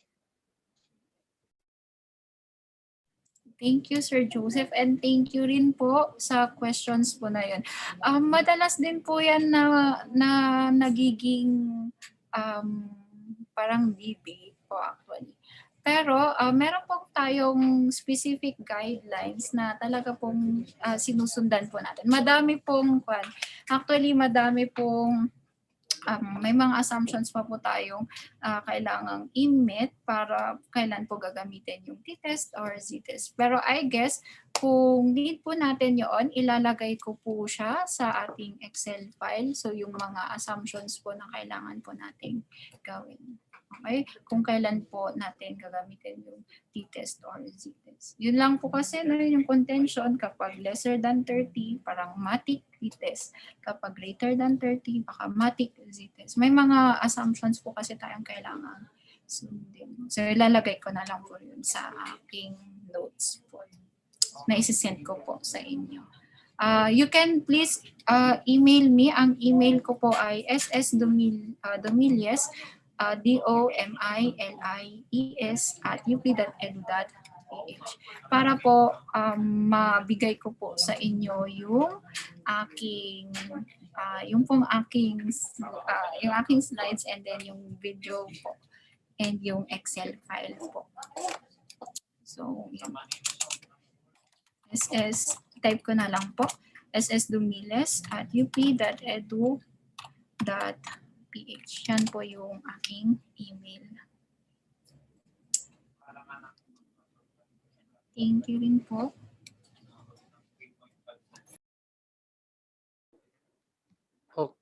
Okay, thank you po, ma'am. Before po tayo mag-proceed sa second question, I would like to inform everyone na meron na po kung pinost na evaluation form para sa ating first talk for today under kay Ma'am Shielden Domilies. So, kindly answer the evaluation form kasi ito po yung magiging basehan po natin for your attendance. Please take note that dito po sa ating track B, you need to complete at least 75% of all the attendance po dito sa track B bago po kayo makakuha ng certificate. Paano pong 75% of all the attendance? For example po, meron po tayong 4 talks para dito sa track B, dapat at least 3 doon ay ma-attendan ninyo at makapag-evaluate kayo para makakuha kayo ng evaluate ng inyong certificate. Okay? And for your convenience din po, meron din po ako ditong share screen na QR code para po madali po kayo makapag-access sa inyong evaluation form under kay Ma'am Shielden. Okay? Ngayon, punta naman po tayo sa ating next na question. Mayroon po nagtatanong po dito kung meron po bang value na magdedetermine na yung pong inyong data ay magkakaroon ng normal distribution. Thank you, Sir Joseph. At thank you rin po sa wonderful na question na yun. And to answer po yung normality, may mga test po kasi na ginagamit. Parang pong kanina, doon po sa ating Stats Kingdom, ang ginagamit niya po to detect normality is yung Shapiro-Wilk test. Yun po yung ginagamit. Meron din po yung, minsan yung ginagamit din po actually is yung ibang measures po, just like yung skewness and then the kurtosis. From those measures, pwede rin po nating or pwede rin po tayong makadetect ng non-normality doon po sa ating data. Pero may mga test po na available. So, yun lang po, medyo limited rin limited rin po yung alam ko kung hindi ko po alam lahat kung ano po yung mga test na gagamitin. Pero sure po ako na may mga test po tayong ginagamit to measure or to detect normality for our data. Thank you. Okay, thank you po, ma'am. Meron po akong isang question. Meron pa pong isa pong question po dito galing sa audience. Tiyatanong po niya kung pwede raw po bang gamitin ang Stats Kingdom for thesis or research dissertation analysis. I guess hindi ko alam or hindi ko sure kung paano ko siya sasagutin. Kasi hindi ko sure kung pwede siyang pang thesis or pang scientific paper. Pero ang mas mare-recommend ko na gamitin ninyo for your thesis or yung sa scientific paper is yung i-discuss ni Ma'am Vel sa Saturday, which is yung R na program. Mas maganda siya at formal siyang gamitin. Yun lang po yung alam ko. Mas maganda gamitin for papers, for scientific papers. Yung R. So, yun pala, no? Attendan ninyo yung plenary talk on the Saturday kasi R, which is a computer programming language, is very useful po, mas lalo sa mga researches, sa publications, and syempre sa ating instruction din po. Thank you. Okay, thank you din po, ma'am. Meron po ditong isa pa pong question. When to use parametric and non-parametric test po? Thank you po sa question. Madalas ang parametric test po, ginagamit siya if our data is normally distributed. So, kaya po natin chine-check yung normality. So, meron po kasi tayong assumption for normality sa ating parametric test. So, yung parametric test po yung Z-test, T-test, ANOVA, and so on. Ang non-parametric test po, gagamitin po siya if our data is not normally distributed. So, yun po yung mga Guscals-Wallis, yung Wilcoxon signed rank test, and so on. So, basically, yun lang po muna yung ma-share ko. Thank you. Next po pala, may mag-represent po ba ng SPSS? Sadly, maganda rin naman po yung SPSS, kaso nga lang po may bayad. Mahal po yung original na copy ng SPSS, pero wala akong mag-represent for this talk. Wala rin po. Thank you so much.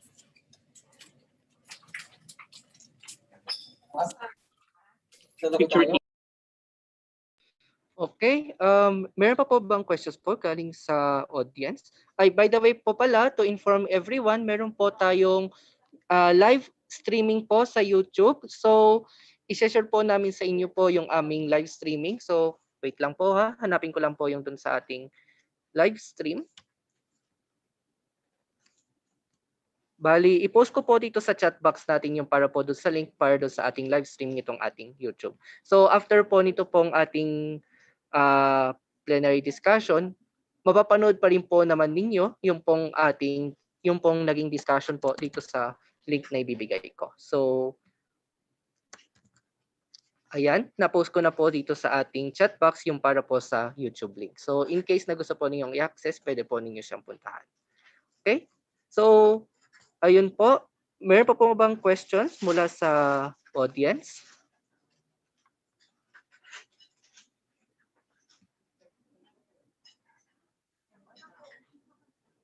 Okay, siguro last question na lang po. In terms of experimental research, do we still need to check for normality assumption? Yes, para sa akin, yes. Kasi, we still, we need, kasi parang magiging valid ba itong result natin? Kung, parang magkakaroon kasi tayo ng issue for validation eh. So, tama ba yung result na na-produce natin using this test? And yung test na yun, hindi natin na-reach yung kanyang parang minimum requirement. So, meron bang, is our results valid? So, for me, very important pa rin to check for normality assumption. So, you can use po yun nga po, yung ating Statistical, you can use other sites also to check for normality assumptions. Thank you po, sir. Okay, so maraming salamat po. Siguro po kung meron na po tayong further questions pa para kay Ma'am Shielden, pwede po ninyong isend yung questions na yun through her email address, UP mail address ssdomilies@up.edu.ph. Okay, since it's 4:22 p.m. time check, so we may now, before we end, pwede po bang mag-request sa lahat na mag-open po ng inyong camera para po magkaroon tayo ng photo op?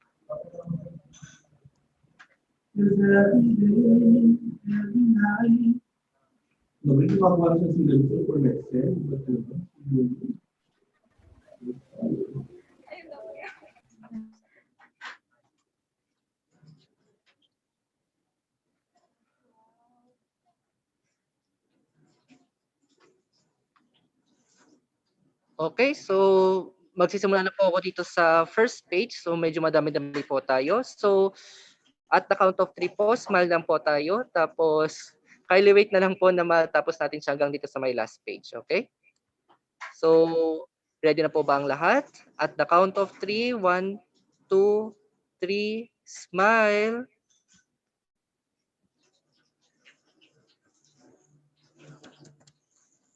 Ayan. Continue smiling lang po guys kasi medyo mahadami po ito. Abot po ata tayo ng 4 pages. So nasa first page pa lang po ako. Punta na po ako sa second page.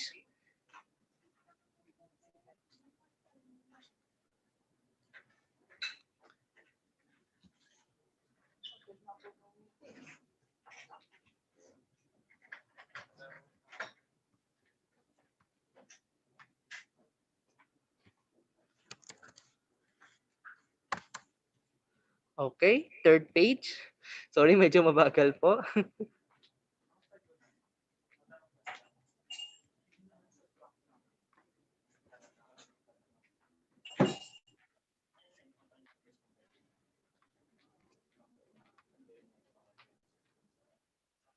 Okay. And then fourth page. So nasa last na po tayo. So fourth page po, pahandaan na lang po. Ayan. So continue smiling guys.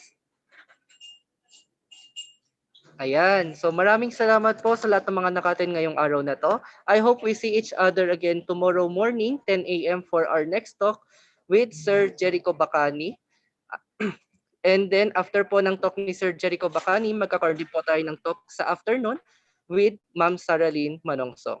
Okay? So I hope to see each other again tomorrow. And also, paalala lang po, yung tungkol po sa evaluation forms, ipopost po namin siya after each respective talk po. Okay? So maraming salamat po guys, and and we can now log out na po. So thank you guys. Thank you very much. Maraming salamat po. Thank you. Thank you po. Thank you po, ma'am. Thank you po. Thank you. Thank you, Ma'am Bye. Shielden. Thank you po. Okay. Wa na. Thank you so much. Bye po. Bye po. Thank you. Keep safe. Keep safe, everyone. Thank you. See you tomorrow. Bye-bye.